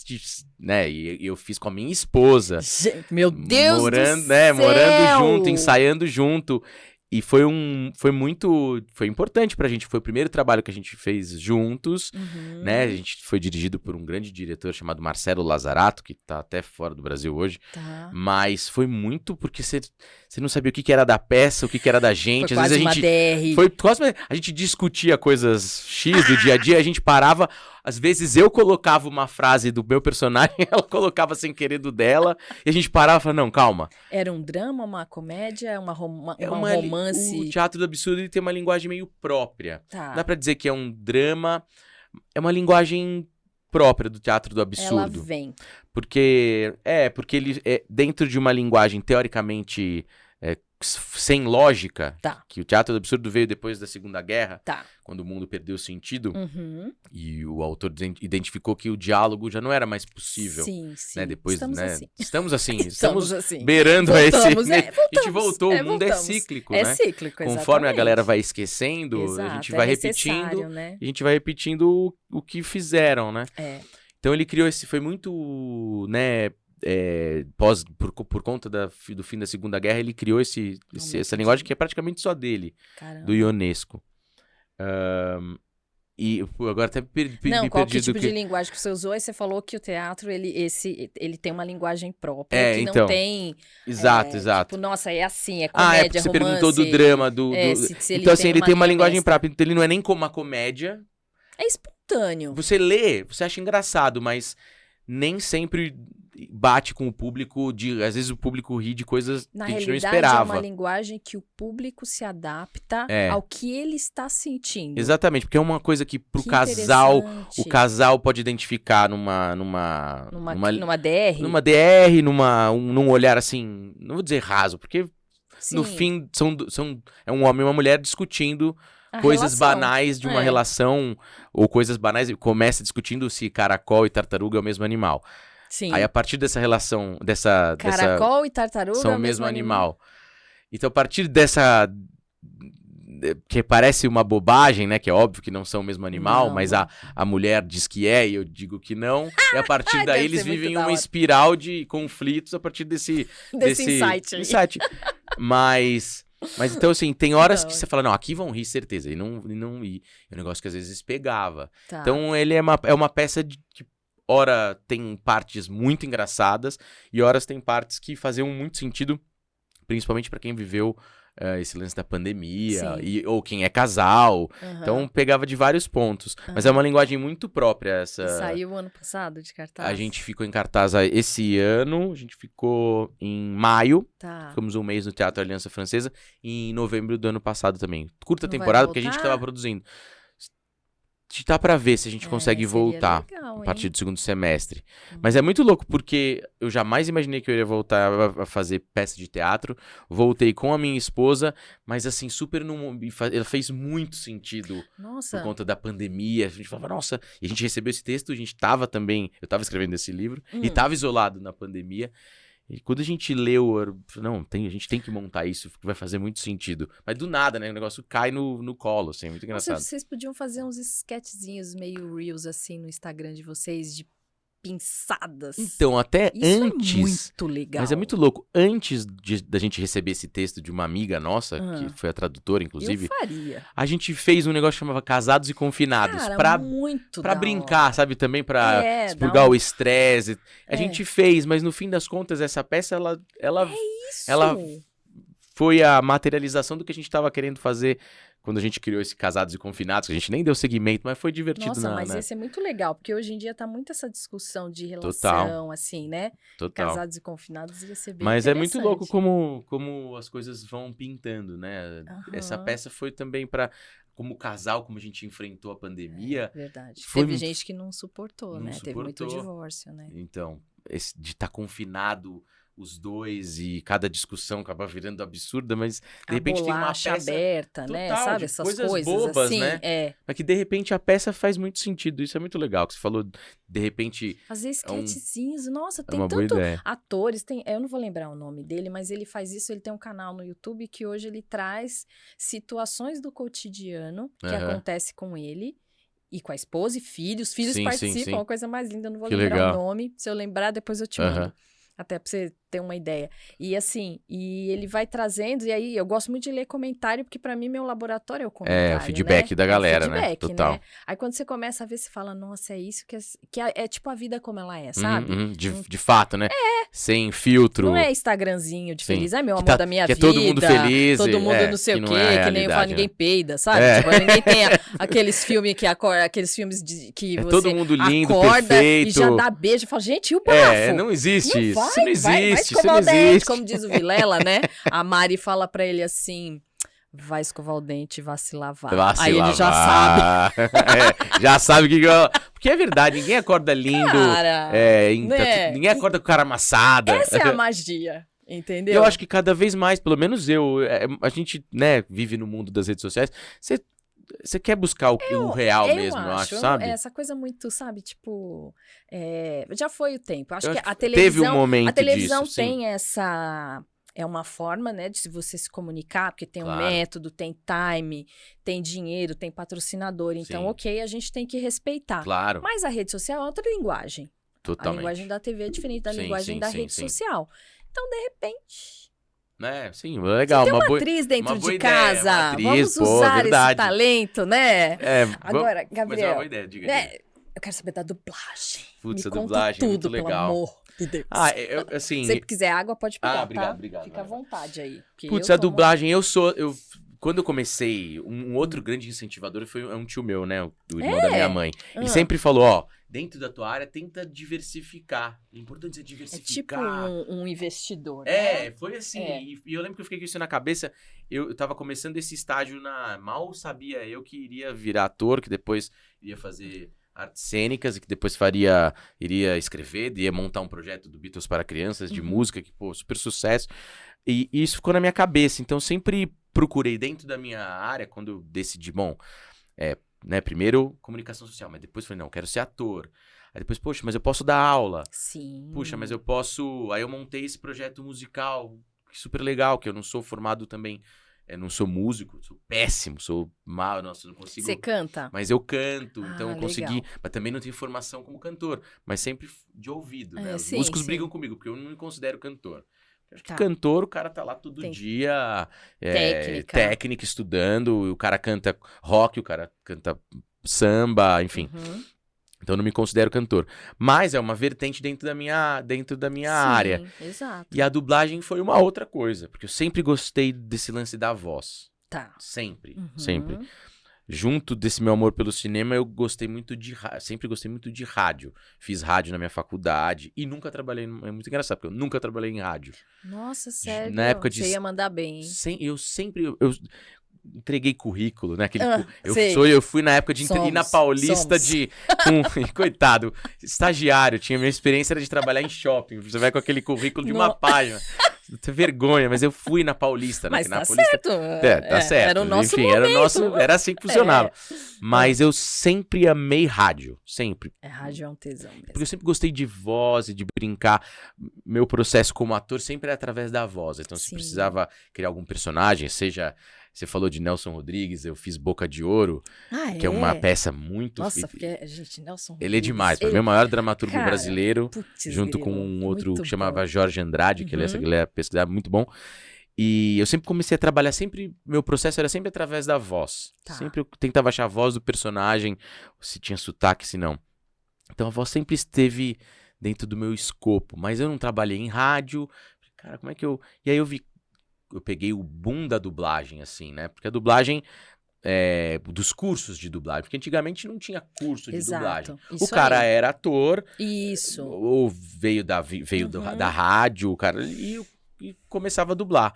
Mas agora, claro, começou a regulamentar, e você tem que ser ator pra dublar, tem que ter o DRT, e começaram a 13 anos, os cursos de dublagem, que nada mais é do que a prática. Que a dublagem é a prática. Mas quando eu falei, putz, dublagem é uma coisa que eu posso dar vazão a essa brincadeira com a voz, que eu sempre, né, começava a imitar as pessoas, igual você, como você já falou. Vai ser legal, vamos ver como é que é. Eu fiz esse curso e automaticamente bateu com o que eu gostava também. Porque a dublagem, você tem que dividir teu cérebro, né? Não sei se... Total. Porque você tá, né, num estúdio como esse, você tá vendo o original, né? Você tá vendo o pessoal falando em inglês no diálogo, você tem um roteiro traduzido pro português, dividido em anéis. Então, você tá vendo, aí no teu fonezinho você escuta a tua voz em português, né? A tua voz, e o original no inglês, o áudio em inglês. Sério que é assim? E ainda tem que sincar. Né? Você tem que caber na boca se o cara tá chorando, você tem que estar chorando, se o cara tá... Eu acho chorar, gemer, essas coisas, eu acho o máximo, Nossa, gente. Depois eu tenho uma história eu sempre faço assim, sobre isso. Gente, como será que foi? Não, depois eu vou contar uma história muito boa. Você falou de gemer, não sei se pode, horário, quer dizer... Não, foi uma coisa muito engraçada que aconteceu. Mas, então, assim, aí eu descobri que a dublagem era uma outra vertente interessante de trabalho, e realmente é um mercado bem grande, porque hoje em dia tudo que você vê, né... Com a explosão dos streamings, né? Todos os... Nossa, isso foi muito bom, eu peguei esse boom, né? Também não é feito só de... O pessoal acha que dublagem de... você dublou filme e série. Mas... Caramba! 80% da dublagem são o que eles chamam de realities. Todos esses programas de reforma, esses programas... também, né? Esse é o 60%, 70% mesmo? Porque é o que tem mais volume. Normalmente, assim. E que precisa de mais gente e tal. Sim. Nossa, é verdade. E aí eu fiz esse curso, fiz na Universidade da Dublagem, aliás, um grande curso para quem quiser se interessar. Aí, gente, pessoal dica super de sério. Carreira, hein? Aí, tem 2 cursos, mas a Universidade da Dublagem, como eu fiz, eu posso dizer falar, que é muito bom. Tem a do Brasil, que eu sei que é boa, mas a Universidade da Dublagem eu fiz é muito boa. E eu automaticamente, assim, me apaixonei pela dublagem. Me apaixonei mesmo. E o legal que eu tive a sorte, a gente vai encontrando essas pessoas que vão são os anjos, assim. né, gente, que vai nossa, aparecendo, né? Eu quero sempre retribuir como eu tive ajuda. Né? O Cláudio Calau, quando identificou um cara que jamais imaginaria que poderia ser ator ou escritor, identificou esse meu lado artístico e me deu essa chance. A Angélica Santos, que é uma dubladora super famosa, super amiga agora, também ela era professora e foi a primeira a falou, não... Porque, cara, você tá lá com 15, 20 alunos, nem todos vão servir pro mercado mesmo, né? Tanto que eu acho verdade, é natural. É natural, acaba tendo a peneira, não faz adianta. Parte, Tanto normal. que eu acho que dos meus amigos que fizeram o curso, acho que só eu que segui. Sério? Não adianta. E aí mas ela foi a primeira a me dar uma oportunidade mesmo.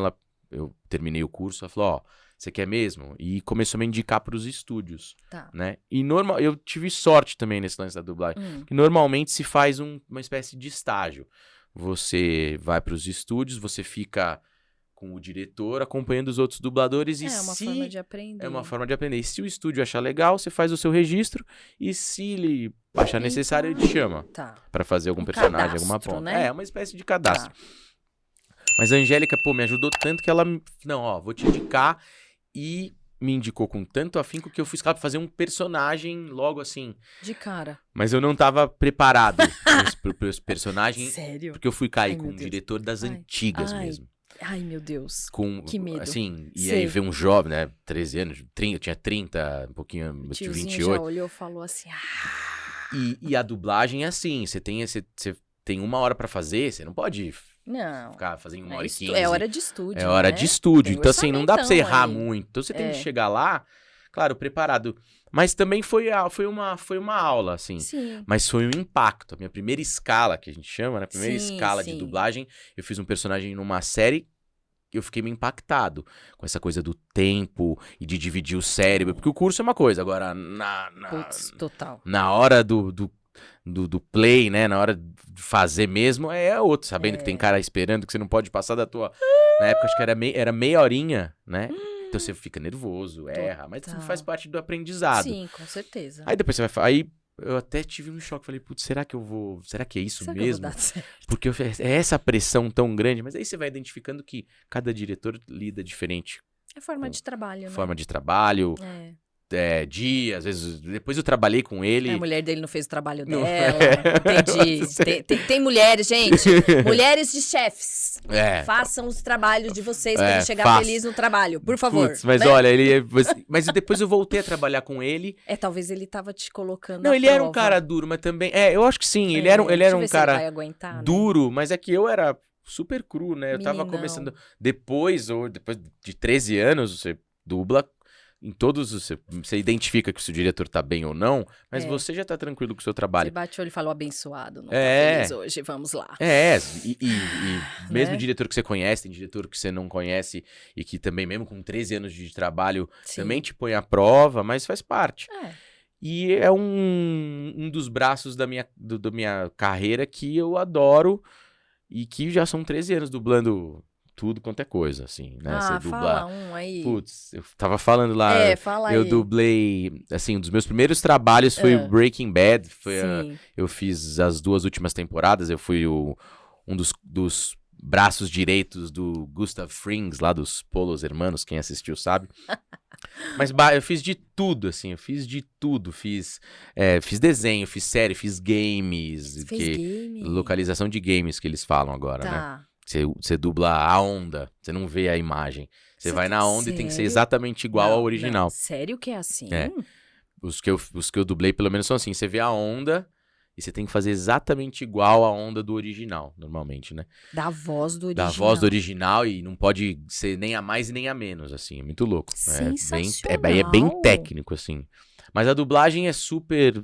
ampla. Então você dubla desde o desenho, você dubla desde o protagonista, faz parte da carreira, mesmo dos que estão há 30 anos dublando, dublar o protagonista, mas ao mesmo tempo fazer o vozerio. O que é o vozerio? Vozerio, se você vê o cara tá num restaurante, tem ali o ambiente, você tem que, você faz, você tem que ficar falando. Lógico, com nexo com o que tá rolando. Mas é muito legal, então tem hora que você faz o protagonista, tem hora que você faz o vozerio, tem hora que você faz o enfermeiro 3, tem hora que você, sabe? Então é muito legal, cada hora você faz um negócio. Sim. Então você dubla, eu não entendo nada de carro, por exemplo, nada. Mas eu tenho fixos, assim, que são esses apresentadores de... Sério? De motor? Motor e que modifica carro. Motor, nossa, eu já fiz zilhões, assim, desses. Você não aprende, assim? Acaba aprendendo de não é? modificar carro, enfim. Isso. Mas desde até um desenho, por exemplo, tem um que chama Rick Zoom, que eu faço, que são motos. É um que chama The Dog and Pony Show, que tá na Discovery, que eu faço um cachorro. O legal da dublagem é isso, cada hora você faz um negócio diferente. Você faz um documentário sobre OVNI, nossa, num dia... muito da hora. Nossa, deve ser muito mó louco. Conspiração. No outro você faz um desenho super divertido, no outro você faz uma série da Netflix, enfim. E é isso. Então a dublagem virou um dos meus pilares, assim. E você tem que ter entonação de voz diferente, dependendo do... Dependendo... é importante... Tipo, que nem você falou, um de OVNI É diferente de um de carro. tem toda a linguagem. Você vai dublar uma série, Isso. que é um ator fazendo, é um negócio mais contido, é diferente quando você dubla um reality, que você, por exemplo, dublei muito desses de carro, ou esses de reforma, que o cara tá falando natural, com a cliente né? natural. Como se estivesse falando... Então o cara pausa, ele tem um outro ritmo. risadinha. Então você tem que identificar que é uma linguagem do dia a dia, e você tem que fazer exatamente E você igual. não recebe antes. Não, a gente não recebe. Isso que é muito louco da dublagem. A não ser que seja um fixo, que você já sabe Tá. qual que é, né? Às vezes você dubla temporadas grandes, e você sabe qual que é o teu fixo. Mas, normalmente, no dia a Você dia, chega e se não é dubla. fixo, você não sabe o que você vai dublar. Você Tá. recebe o roteiro algumas horas antes, ainda mais no remoto, né?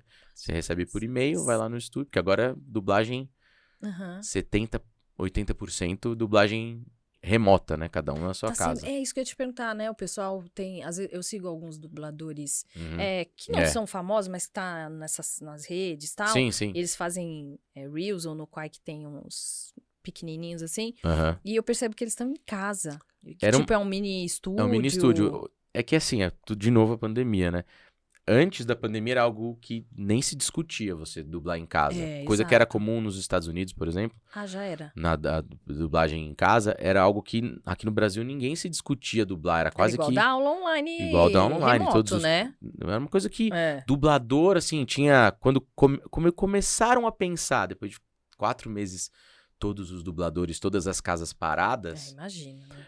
Vai Começou parar a o se mercado. discutir num grupo e ninguém gostava, ninguém queria. E não, vamos esperar como vai acontecer. Mas quando o pessoal viu que o buraco era mais embaixo, Sim. os próprios estúdios começaram a falar: ó, gente, comecem a se instrumentalizar, comecem a investir, porque a dublagem vai virar remota. E aí você fala: caraca, mas como assim? Aí O você que vai, eu vou fazer? aí Você compra. montou um Aí eu tive que também. montar. Eu fiz o meu, eu tinha acabado de mudar, então eu fui janela anti-ruído, inutilizei um armário de fez casa, mesmo.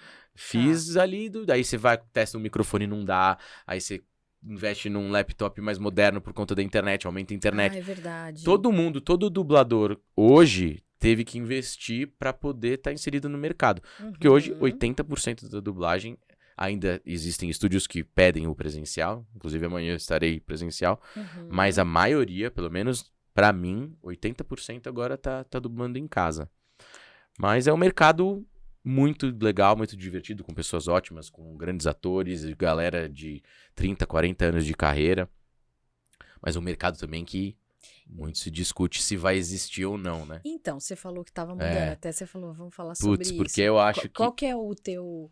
não sei se é desconforto ou uma visão que você falou. Não, já é uma quase que, não sei se realidade, né? Porque isso já é algo que se discute muito entre os dubladores. Os dubladores têm um lance muito legal que eles são bem unidos, Ai, que assim. bom. Ai, que Rolam, bom. sim, Adoro categorias É uma unidas. categoria muito unida. isso Isso é é bom. legal porque quando precisou... Se ajuda, né? Se ajuda, também, e quando né? precisou aumentar a hora de dublagem, Porque aumenta. teve essa discussão, né?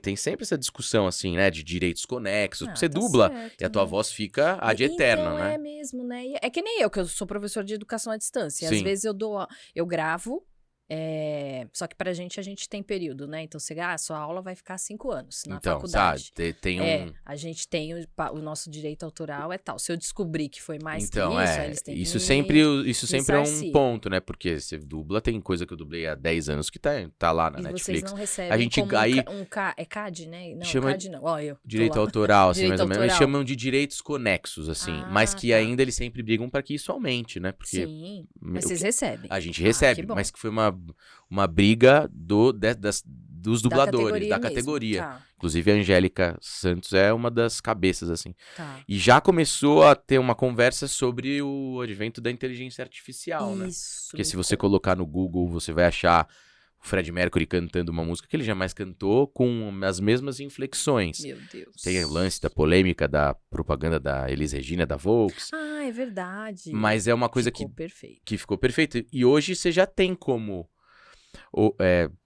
ler um texto com a minha voz sem que eu tenha lido, por exemplo. Já existe.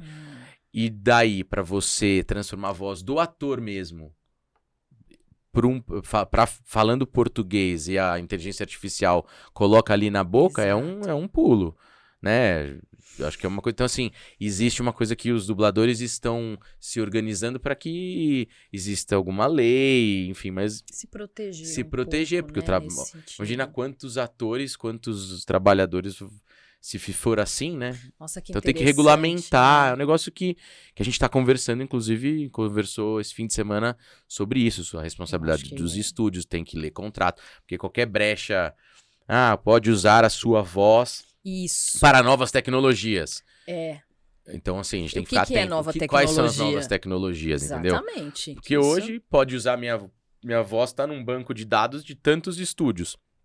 Até aí, para depois usarem minha voz sem que eu duble, é um palito, né? Porque o software, ele vai treinando a sua entonação, até a sua forma, ter um engasgo, seja lá o que for, para depois... Uma diretora até falou, eu vi com a minha voz para testar, pôs um texto lá no chat, lá o GPT... isso, o chat GPT. E um técnico colocou a voz dela num aplicativo, ela falou... Com o que tinha de banco de voz da minha voz, da voz dessa diretora, aprendeu e leu. Ela falou, leu o texto e ela falou de forma razoável, porque você consegue mexer no tom. Ela falou, e já tá. É razoável, não é legal, mas é razoável. Mas daqui a 5 anos isso ficar perfeito, ainda mais com áudio. Então, vamos ver. A gente tem que estar preparado para isso, né? Vamos ver. Essa discussão, ela surge muito também no mundo corporativo, né? Da inteligência artificial, porque ela está muito relacionada a atividades repetitivas. Sim. Então, que foi o que aconteceu na Revolução Industrial, quando veio as máquinas para as grandes fábricas, né? Falando um pouquinho de aula de administração, meus alunos vão gostar. Gente, anota aí. O que eu vejo é que, assim... Não são todas as pessoas que vão se adaptar, que é natural, né? Vai ter gente que vai mudar de emprego, que fala, não quero isso. Não vou. E vai ter pessoas, até o pessoal da arte, que eu acho que é o ideal, que vai usar isso a seu favor. A favor, Isso é muito legal. A adaptação é importante. Sim. Talvez. Mas eu acho que a regulamentação de alguma forma de proteção tem. Pelo menos por um período, não sei... Como é que vai ser, se a gente realmente um dia vai ser absolutamente substituído? Não, eu acho que não. Eu sou muito pró-pessoa, sabe? Eu sou super time pessoa. Então, eu acho que por mais que falem que... Por exemplo, pensando em inteligência artificial, surgiu a profissão que não tinha nome, ela foi nomeada cientista de dados. Cientista de dados, Beleza, surgiu o cientista de dados. Ele tem a sua função de aprender junto com o algoritmo para trazer, por exemplo, o YouTube, essa coisa toda. Sim. Da mesma forma, quando você está falando da arte. Então, assim, se eu trabalhasse com arte ou fizesse um produto, alguma coisa que estivesse relacionada, eu pensaria como que eu posso usar isso a meu favor. Exato. Então, acho que esse é um caminho ainda. Eu acho que tem um longo caminho pra gente... Que nem coisa do estúdio. Ninguém jamais imaginou que iria dublar em casa. Exato. E aí teve que se adaptar pra poder caber no mercado. Pegando essa questão de em casa, que nem eu comecei a dar aula que eles chamam de educação à distância desde 2010, 11, que na faculdade que eu tava, tanto que tinha um preconceito com escola de educação à distância. Quando falava de educação à distância, ninguém falava, o conteúdo vai ser inferior. Isso tal. Era um preconceito mesmo antes. E aí eu lembro que na época essa faculdade investiu muito pesado, era uma faculdade grande, eles contrataram na época o Google Education, eles treinaram todos nós, os professores, para saber trabalhar com essa ferramenta, na plataforma, saber dar aula em estúdio, porque uma coisa é você dar aula na sala. Sem dúvida. Outra coisa é você dar aula, ficar lendo TP, uma saber câmera, qual câmera que eu tô, qual que não sei o quê. Muda tudo. Totalmente. Muda tudo. E o que aconteceu? Muitos dos meus colegas não se adaptaram. E aí, naturalmente, a faculdade fez um filtro. Sim, claro. Porque assim, e acho que eles foram muito preditivos, assim, sabe? Porque foi antes... Foi muito antes, foi 2011. Nossa, quando antes. Sabe, o pessoal ficou desesperado, eles já estavam nisso há 1000 anos. Estavam na vanguarda já. A educação à distância, a gente tem aula que é gravada, e coloca lá na plataforma, Sim, que nem eu te porque o falei aluno do curso lá de letras. pode E, eventualmente, você tem masterclass. com a galera. Hoje em dia, a gente tem aula remoto ao vivo, que é diferente. Ela é Olha, uma é coisinha. verdade, é diferente. É uma aula que tá ao vivo, que você não está presencialmente, mas você está assistindo. Sim, sim. Ah, mas o aluno não vai prestar atenção. Bom, Aí é mas- problema do aluno, porque ele também mas fica presencial na na sala, sala, no o cara WhatsApp. põe lá sem dúvida. Quantas Nunca... vezes de quarta-feira, que é dia de futebol, Certeza, cara, que eu tava... Não, e eu sou aquela professora que eu falei, e aí, gente, vai falando, quanto tá o placar? Quanto Você tá o é do meu jogo? time, né? Ai, Aí ai, tanto que chegava de quarta-feira, que era jogo do Corinthians, né? Que só professora, hoje tem Corinthians. E aí eu falava até para meus alunos, não vou dar 4 presenças. Quem quiser ir ver jogo do Corinthians é 2 presenças. Então a lista tá aqui. Tá, pelo menos tá. É, porque tava nas 2 primeiras aulas. E quem então, quiser sair pra quem assistir, quiser, mas vai arcar com as consequências. Exato, 70% da sala ia embora. Eu lembro disso, que assim, isso era muito forte. Foi formas que eu falava assim, não vou ser uma professora radical, Negociou. mas também, né, tal, essa coisa toda. Agora, você dar aula online, você não controla se o cara tá lá ou não. Fecha a mas câmera, isso né? é um problema do aluno. Sem dúvida. Quando começou o WhatsApp, eles ficavam falando mal da professora, eu falava, gente, que coisa feia ficar falando mal da professora. Aí eles, kkkk, professora. Eu falei, não, isso aqui, entendeu? Aí eu lembro, você não, que a gente tá falando da sua calça. Eu falo, Nossa, caraca, meu. pra você ver como que é, né? Então, e hoje eu tive que estruturar minha casa aí, tá pra vendo? dar aula. Então, gente, eu não... Sabe aqueles... Não é blackout, aqueles hubzinhos que a gente põe que se faltar energia... Sim, Então, vai estar no computador, vai estar no Wi-Fi. Sim, você consegue dar. Eu consigo ter uma lanterna. Às vezes eu falo que é aula de bruxa de Blair, né? Lembra da bruxa de Blair? Tudo escuro, só um foco aqui, né? Eu falo, gente, hoje é aula da bruxa assim. de Blair. Não tem energia. Eu não sei como tem energia. E aí, tá tipo, rolando. um de 6, 8 horas que eu Caraca, deixo. Porque precisa porque eu vou dar 3 tempo. aulas, 3 horas de aula, pelo menos. Então, eu tenho que ter um hubzinho lá que segura pelo menos 3 horas. Então, eu tive que investir. É o que você falou do estúdio. Adaptação, assim, a gente com o Beatles para crianças, por exemplo. Que é o meu projeto com musical, né? Junto com o Fábio Freire. Tá. A gente teve que se adaptar, por exemplo, na pandemia. Chegou um Deus, momento em que mesmo, né? a gente tava super bombando com os shows presenciais e tal, viajando do Brasil. De repente, você não tem mais o show. É mesmo. Aí eu lembro que também foi um turning point em relação a se adaptar mesmo. A gente falou, bom, tá, se a realidade é essa, ou a gente não imaginava, ou vai ser assim para sempre, como é que a gente vai deixar o projeto morrer? Então aí começamos a criar os shows online. Aí eu escrevi um roteiro especificamente voltado para as pessoas assistindo em casa. Que legal. Mas isso sem mesmo nem ter... Realmente, eu escrevi, mas quando um dia pintou a oportunidade de fazer um show online mesmo, para as pessoas assistirem numa página do Instagram específico de um shopping, e que ficou meses, como se a gente tivesse ficado em cartaz, né? Ficou na plataforma, um show, a gente já tinha. Então, acho que é essencial a adaptação, não tem acho que jeito. É isso que vai acontecer com a arte, de uma maneira geral. Eu sou time pessoa, não sei, acho que eu sou incapaz. Eu digo, talvez... Vou pôr minha mão no fogo, porque eu não vou ser capaz de ler um livro escrito por uma máquina, eu acho, pelo menos. Então, eu também, assim... Não sei, pode ser que daqui... Eu não sou resistente a mudanças. Eu mas também. Eu acho que eu sou time pessoa. É que tem coisas que... É isso que, assim, eu não acho que a máquina vai substituir o homem. Sim. Porque a gente tem uma coisa que é emoção. Não tem jeito, e não vai ser substituído. Ela é uma coisa que, por mais que ela venha de uma máquina...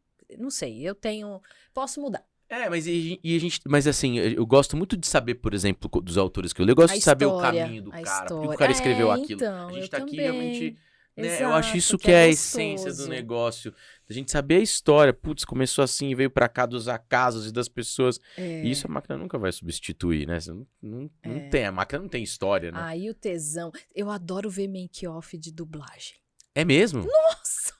É de dublagem mesmo? De dublagem, sabe quando tá o cara aqui e a cena aqui? Ai, eu fico assim, ó.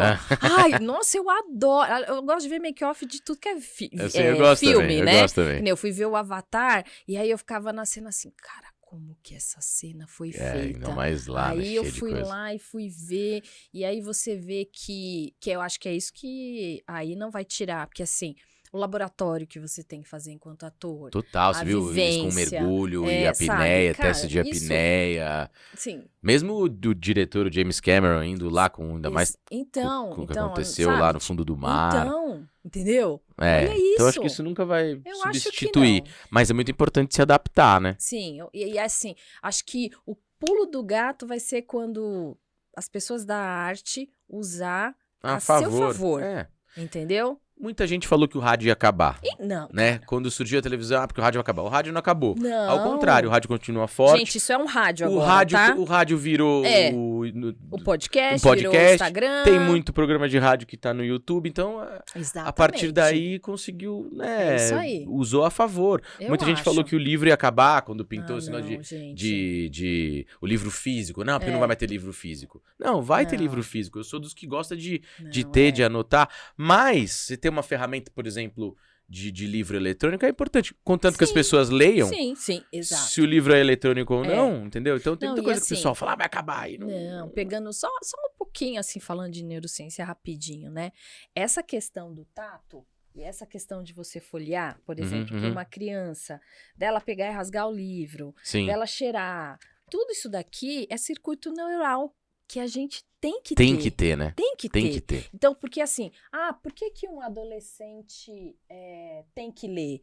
Não é só porque ele tem que ler. Vai ler uma coisa que você gosta. Sem dúvida. Não precisa ser livro chato. Sim, que não seja obrigado. Que ele acha que é chato. Depois a gente descobre que é maravilhoso. Mas o primeiro impulso tem que ser do prazer, mas né? a questão de você criar neurônios, né? Caminhos de aprendizagem, essa coisa toda...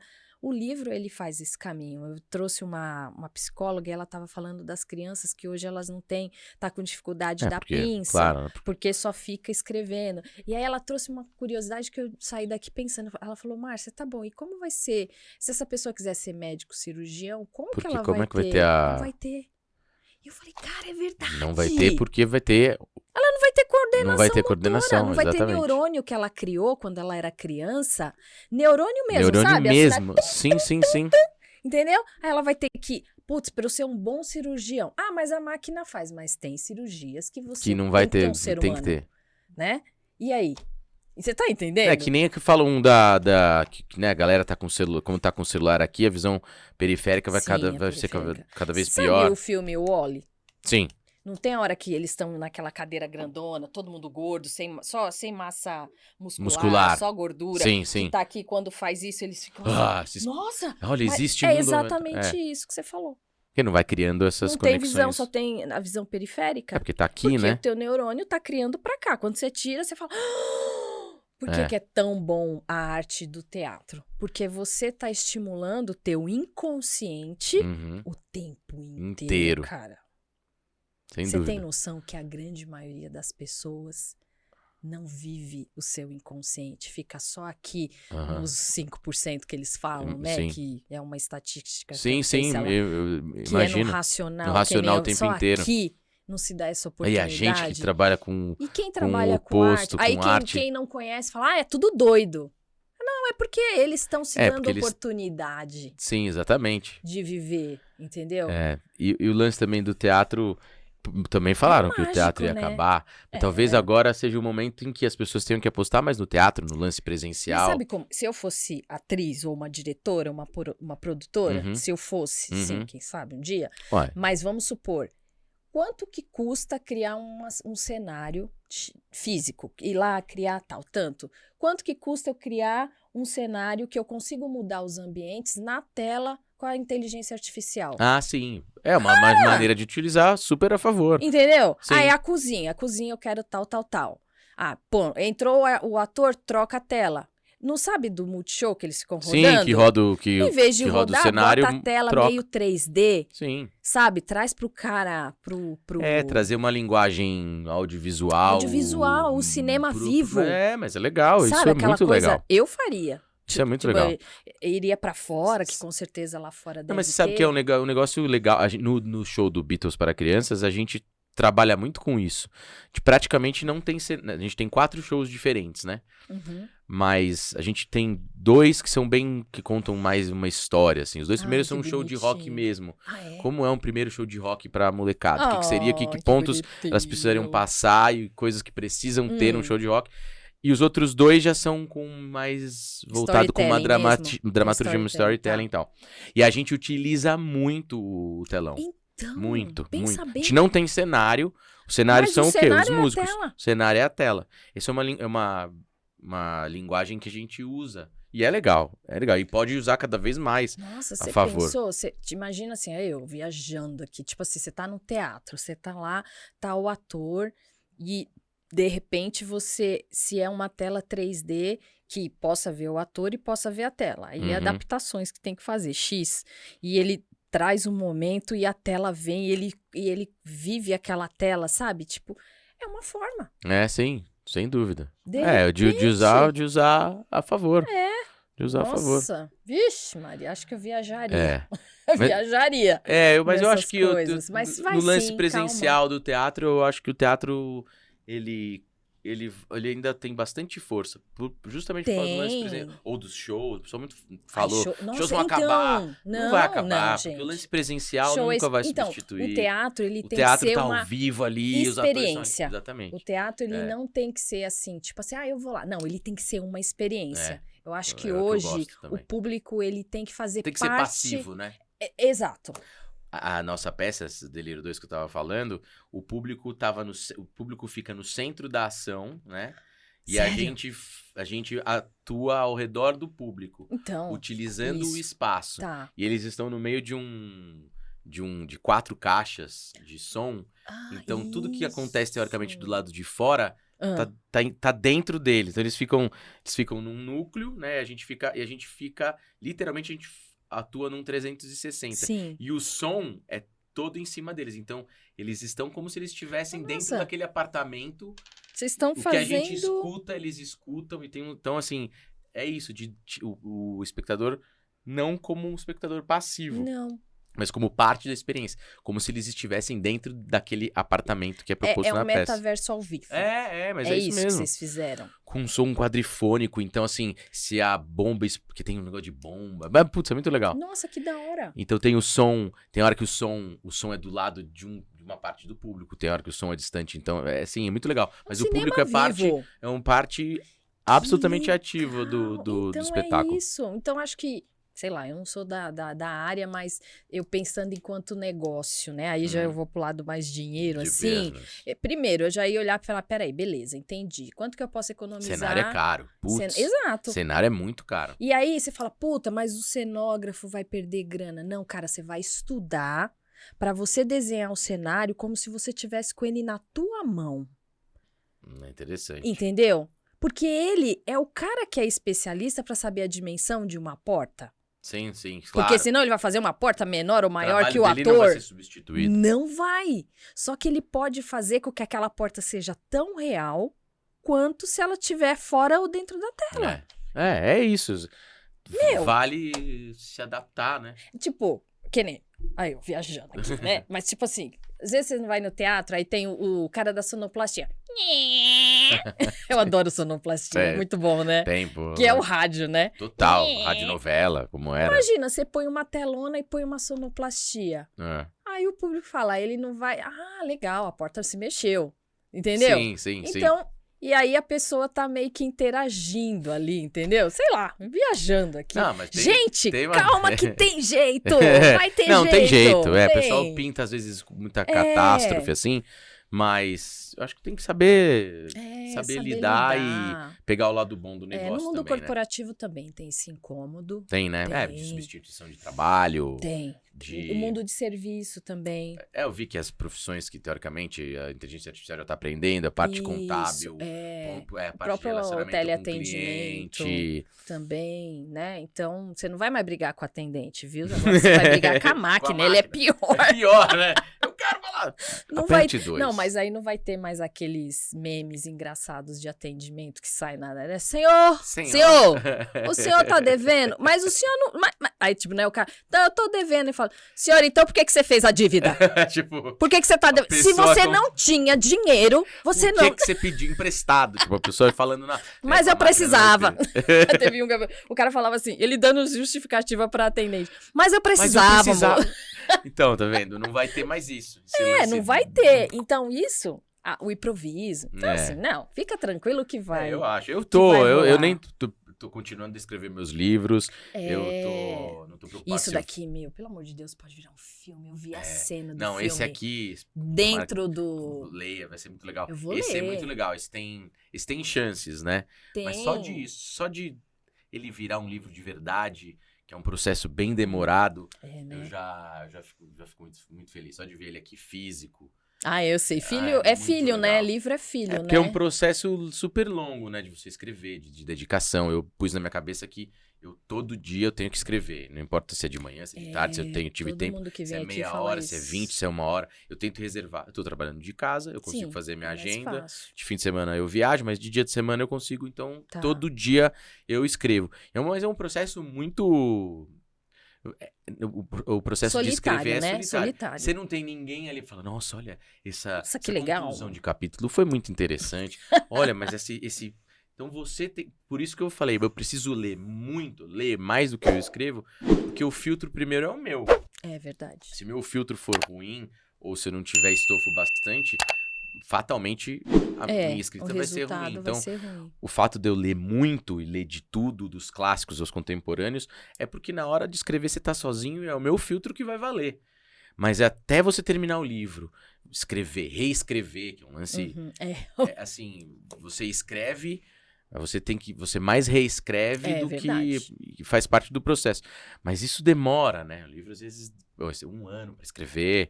Aí você tem ele pronto. Mas e aí? Como é que você vai fazer? Você vai começar, aí você entra em contato com os ilustradores. Esse aqui não tem ilustração de fato, mas ele tem ilustração nos capítulos. É verdade. Que né? te remete àquilo que você quer. É um detalhe que provavelmente vai fazer parte do capítulo, mas aí você fala com o ilustrador, aí você investe, você faz, aí você transforma ele num documento, num PDF, aí você começa a ir atrás das editoras, né, que não tem... eu ainda não tenho agente literário, hoje nem sei se é tão necessário, mas tem o trabalho de você entrar em contato com as editoras estão abertas a receber manuscrito ou não, então tem livro que demora 1 ano, você escreveu 1 ano, depois até ele ficar pronto demora mais 1 ano. É verdade, tem razão. Esse livro, engraçado, assim, uma galera leu, eu falei, putz, mas eu nem lembro de ter escrito essa passagem. Porque é um processo tão longínquo, assim, até a editora aceitar. Até a editora, né? Tem todo um processo. Eles revisarem e tal. Eu vou lançar um outro livro agora no 2º semestre, acho que em agosto mesmo, ficar pronto numa editora de Belo Horizonte. Nossa, eles tiveram... Mas aí foi muito legal. Eles tiveram um super trabalho mas isso é legal. de edição. Eles pegaram a minha história, receberam... Eu prefiro. Eu fiquei muito feliz com esse livro também. Mas tinham 3 editores, eles leram a minha história. Gabriel, mas você não acha que esse personagem entrou muito tarde? Não seria legal? Primeiro você... Caramba, foi muito legal. Foi uma leitura... Primeiro você fica meio impactado, né? Porque você fala, putz, mas eu vou mexer, mas pra mim tá pronto. Né? Mas realmente é tão legal você escutar de fora. Nossa, que da hora. Que aí eu fui fazendo as mudanças e realmente ficou melhor. Mas até isso acontecer e diagramar e tal, já tem um processo também. Eles entraram em contato comigo em outubro, novembro. A gente vai agora, em agosto, vai ficar pronto. Então tem todo um processo super longo. Então, nossa, quando ele chega em casa, assim, é tão legal. Assim, é um filho. São filhos um filho aqui. Que você gesta por não só por 9 meses, é por um bom tempo, né? E depois fazer ele as pessoas acreditarem no no livro, né? Porque aí tem outros 500, um outro mercado. É verdade. Todo mundo acha que é livraria, mas tem as escolas. Então, assim, é um outro mercado super, super... que você tem que se movimentar, né? Tem que fazer o lançamento, você contacta as pessoas que eu falei para fazer movimentar mesmo. Que eu entrei em contato com aquela livraria que eu falei do Sul, a Livraria Vanguarda, que fez um projeto super legal. Mas é isso, mas só de estar aqui eu já fico tão, é uma delícia, tão satisfeito. Né? Mas principalmente ele aqui, mas o que eu quero mesmo é que ele chegue na casa das pessoas, que as crianças, os adolescentes leiam. Fazer parte dessa missão aí. Ô, Gabriel, me fala uma coisa. Teve algum momento muito desafiador da tua carreira profissional, assim? Porque você fala com tanto amor, assim, tanto... Você fala... Teve um momento que você fala, cara, já teve algum momento que você quis desistir? Claro, né? Teve. Claro. A jornada do herói, né? Tipo assim... Sim. Foi muito engraçado. Quando, né, eu vim do acaso de um diretor enxergar o que eu não enxergava, porque eu jamais imaginei que eu seria ator. Então, durante o meu período, eu fiquei bastante tempo atuando. Eu não tinha nenhum curso. Eu emendei a minha faculdade, meu curso técnico de interpretação no Célia Helena. E durante os 3 anos no Célia Helena, eu trabalhei muito. Trabalhei em televisão, fiz outros programas em televisão.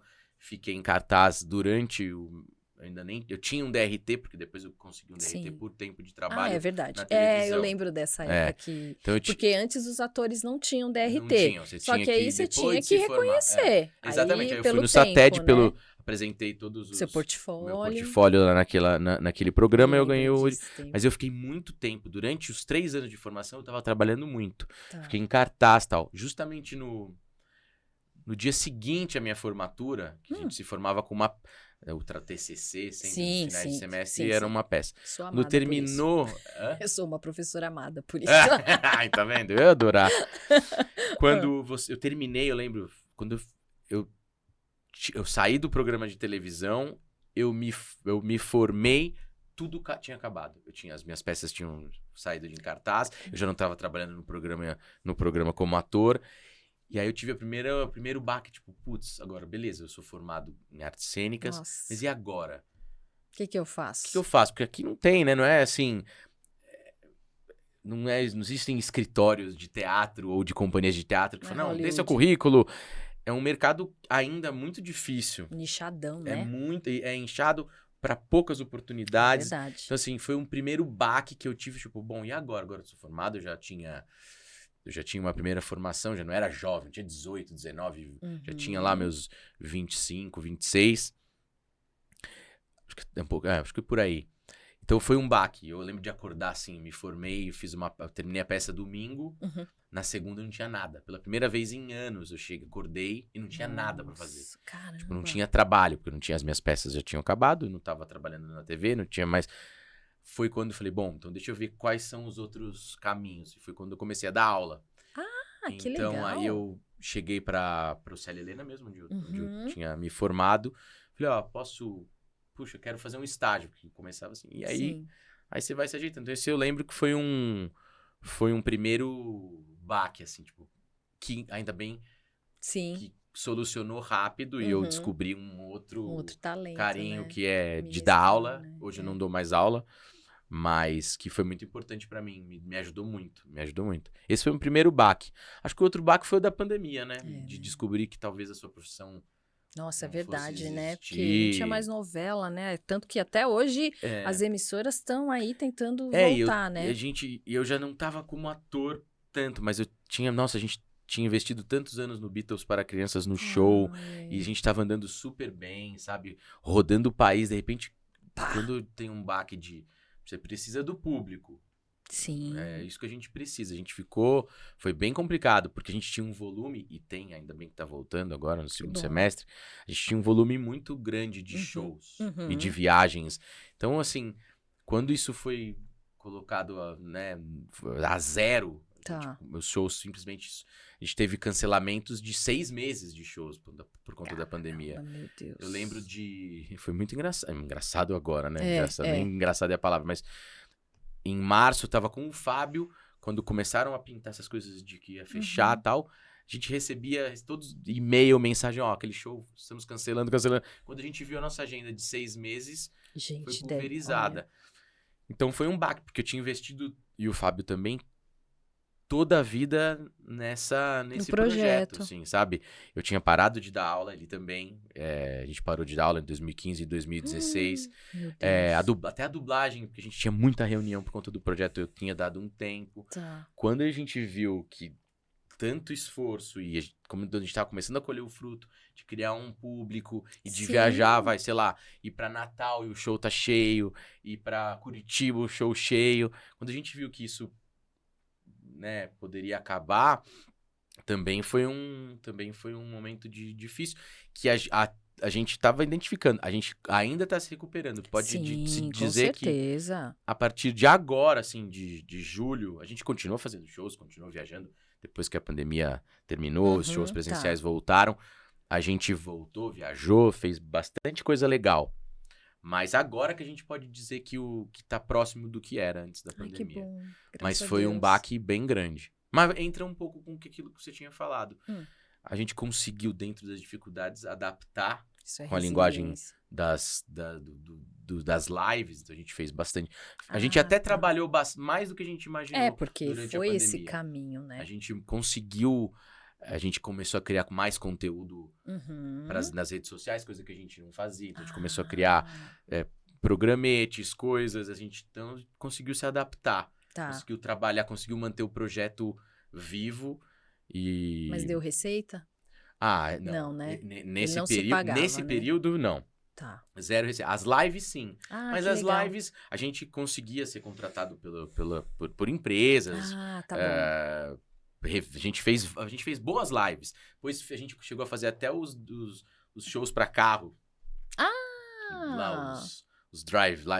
Sei. Drive-in, né? Teve drive-in, A é gente verdade. fez Caramba, é verdade, hein? muito estranho também fazer show pra Porque é um carro. monte de carro. É tipo carros, né? O desenho Em carros, vez né? de falar levanta a mão, eu falava buzina aí, galera. Era muito louco, assim. Que estranho. Mas vai muito do lance de se adaptar, entendeu? De pegar uma situação triste. Era muito triste, Muito assim. A gente mesmo. no palco, né?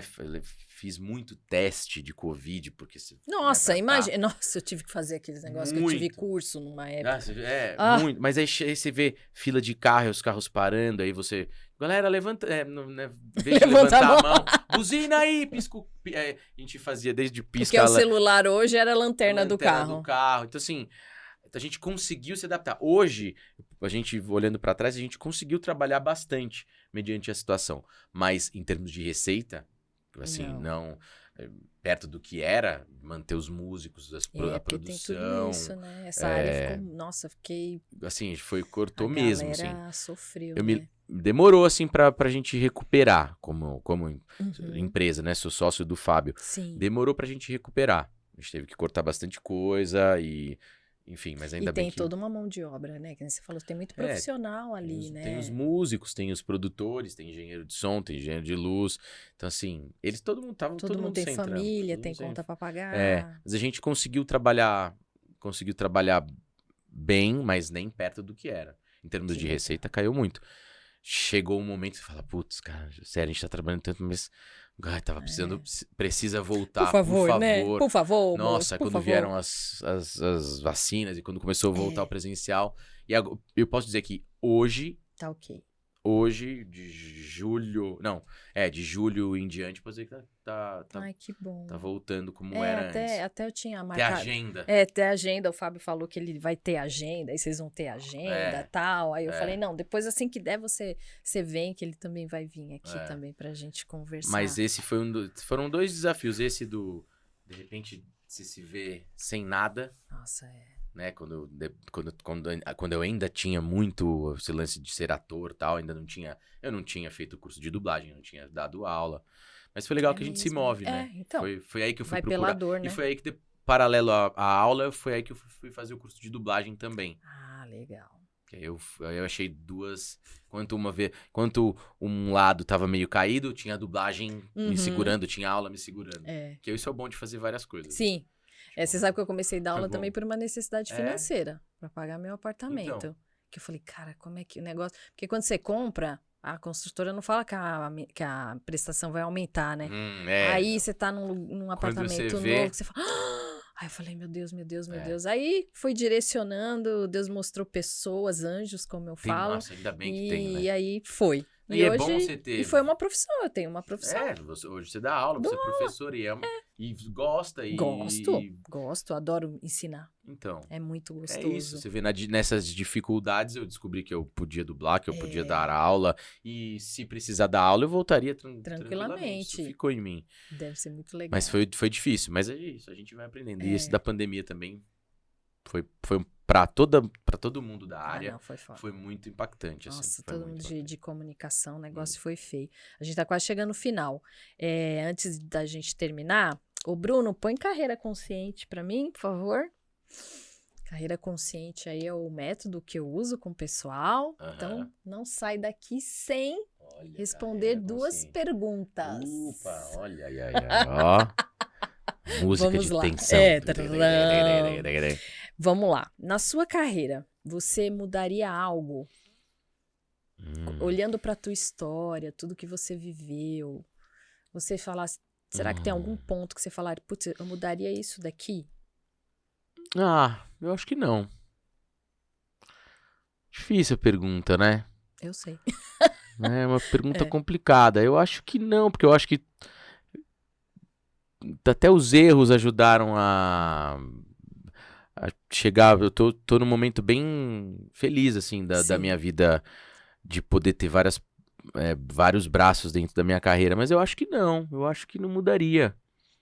Não mudaria, não. Talvez trabalhar numa rádio, assim, mas... É verdade, né? A experiência da rádio A experiência da rádio eu não tive. Talvez de ter um pouco de experiência de trabalhar numa rádio e tal. Mas eu acho que eu não mudaria nada, não. Não, né? Não, eu acho que com os erros e acertos, eu fui encaminhando e fazendo o que eu...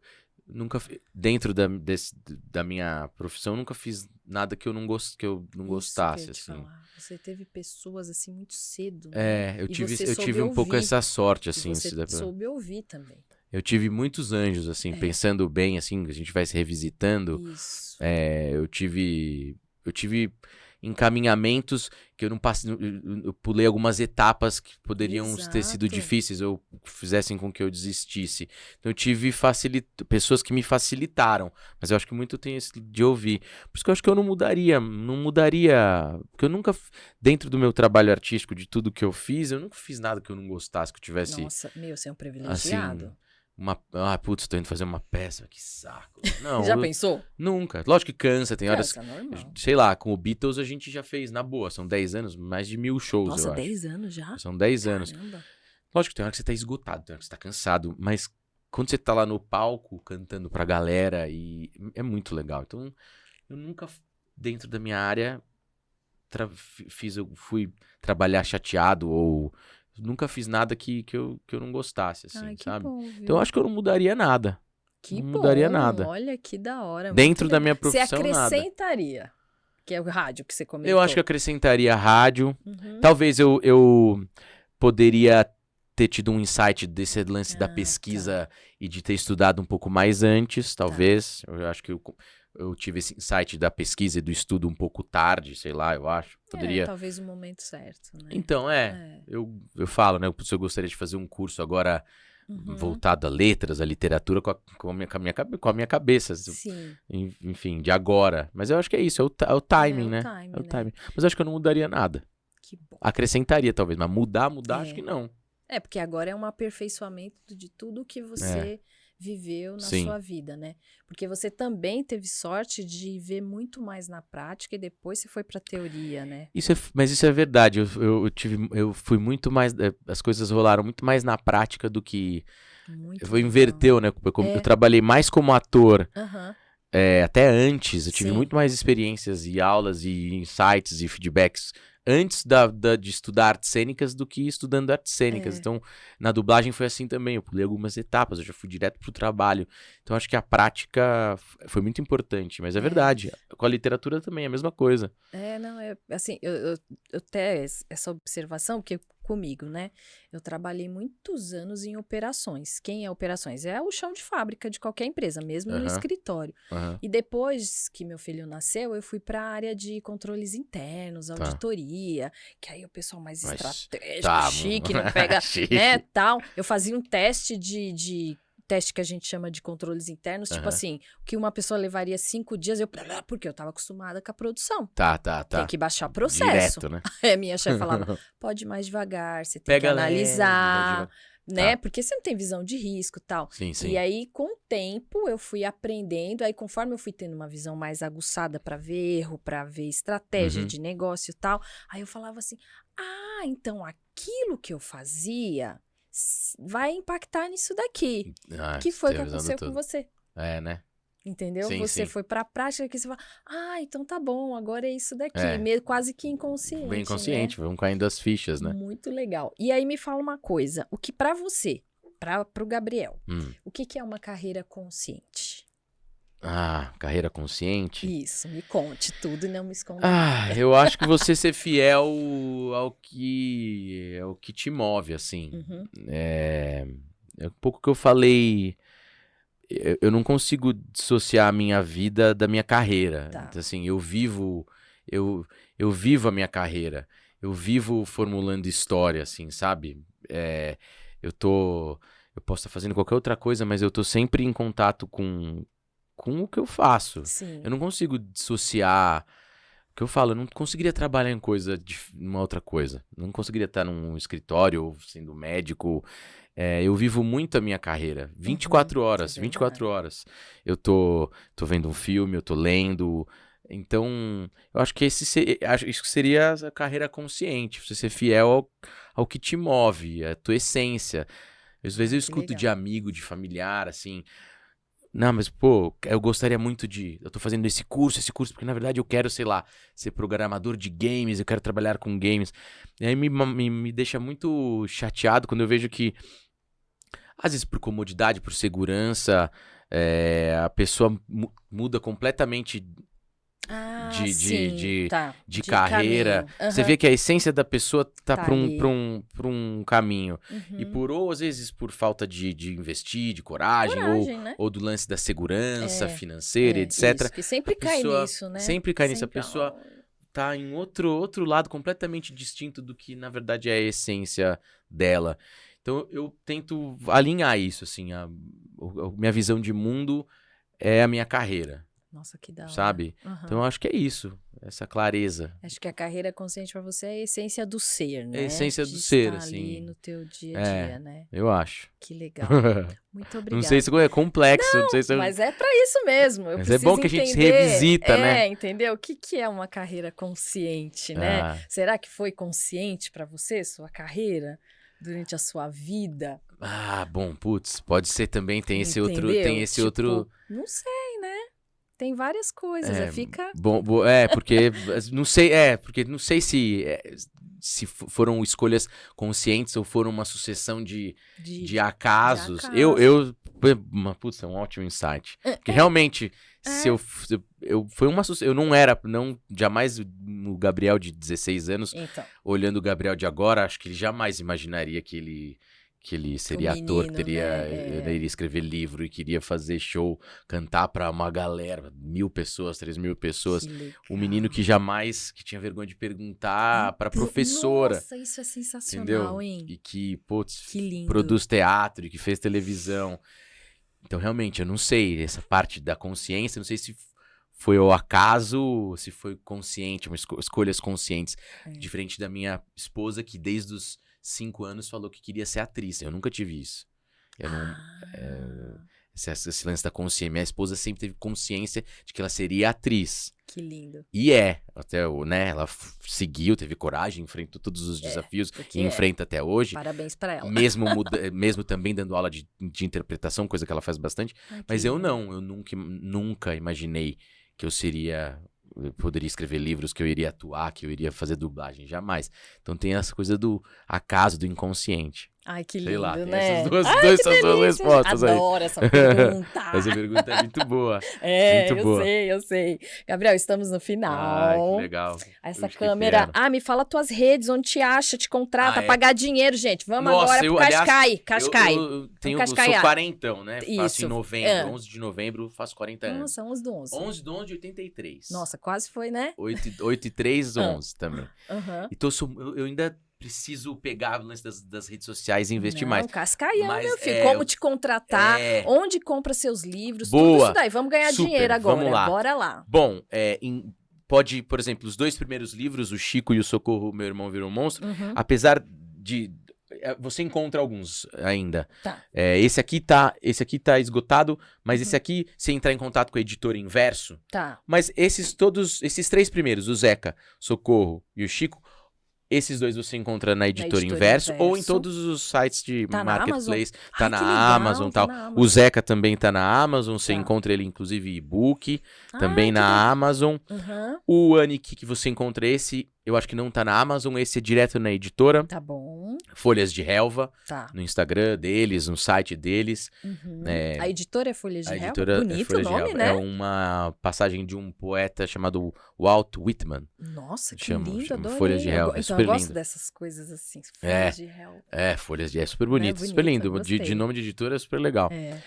Então e quem quiser depois entrar em contato, fala das minhas redes sociais. Isso. E esse aqui é o grande lançamento. Lançamento em agosto, né? Dia 4 de agosto, sexta-feira, 7h30, na Livraria Ponta de Lança. Então, quem tiver, o livro vai estar na Livraria Ponta de Lança. Tá bom. E também no site e nas redes sociais da editora Urutau e do Tá de Sol, Tá de Lua, que é o selo infantil e infanto-juvenil dele. Você encontra os livros. Mas esse aqui também acho que estará na Amazon brevemente. Muito em breve. Tá. Minhas redes sociais. Eu só tenho Instagram.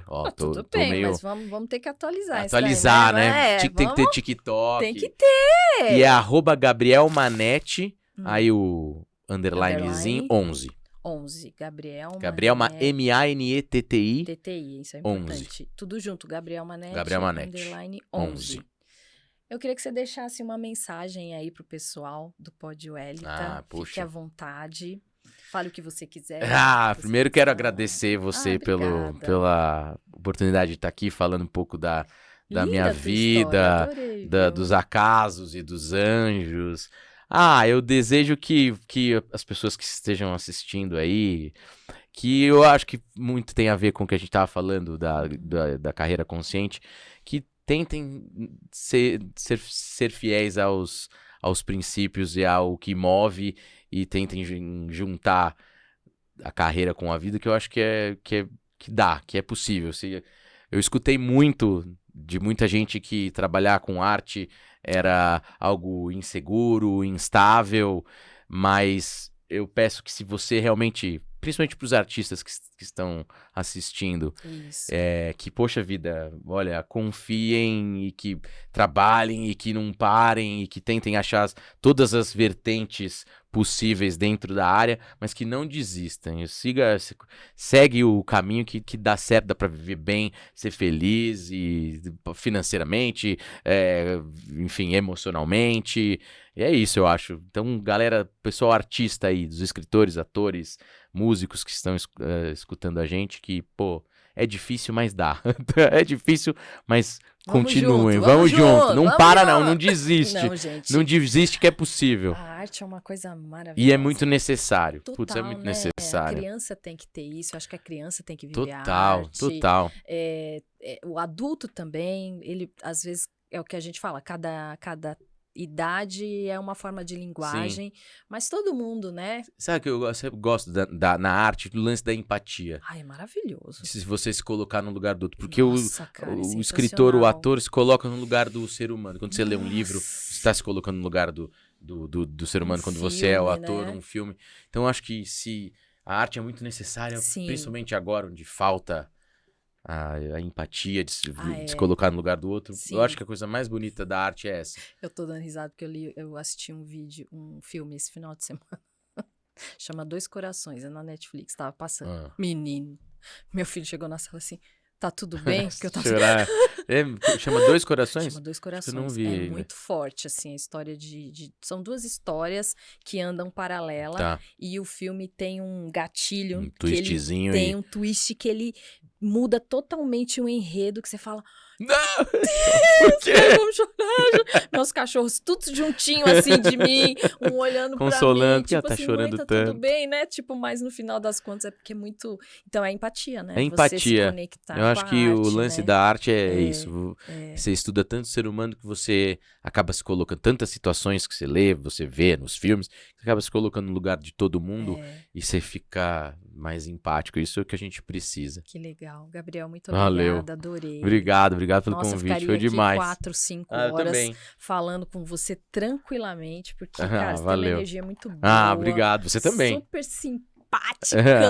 E a gente tem que voltar depois pra falar do Beatles. Vamos. Que o Beatles também isso é uma aí, não, sucessão o de Beatles eu quero um só do acasos. Beatles, assim. É, a gente tem que Não, a fazer. gente vai fazer Aí- um só do Beatles. Com o Fábio, que é Isso. músico. Se puder, ele vai Não, tocar vai, aqui, porque, gente, puta, depender de vambora. mim. Com Eu só canto. Eu fico com maior vergonha. Às vezes a galera acha que eu canto. Se Super. o Fábio não tá, não, mas ele traz um violão. Eu falo, mas eu não Não, gente, toco. eu sei, te entendo. Eu só canto, cara. Isso é Mas enfim. adorei. Valeu, obrigado, gente. Obrigado, Vocês gostei. gostaram? Porque eu amei esse episódio. Então, olha, foi muito bom. Valeu, Nossa, também sensacional. E espero que vocês também gostem aí. É mais uma história de vida, de carreira para vocês aprenderem aí. Pessoal que realmente quer trabalhar na comunicação, acho que aqui fica uma lição de a gente saber que a carreira ela não é simplesmente pronta. Você tem que construir e também criar aí vários tipos de subterfúgios para vocês terem o que oferecer para o mercado, porque você também é um produto, né? Então, até o próximo episódio. Um beijo e tchau, tchau. Fiquem com Deus. Tchau, tchau. Tchau, gente. Valeu.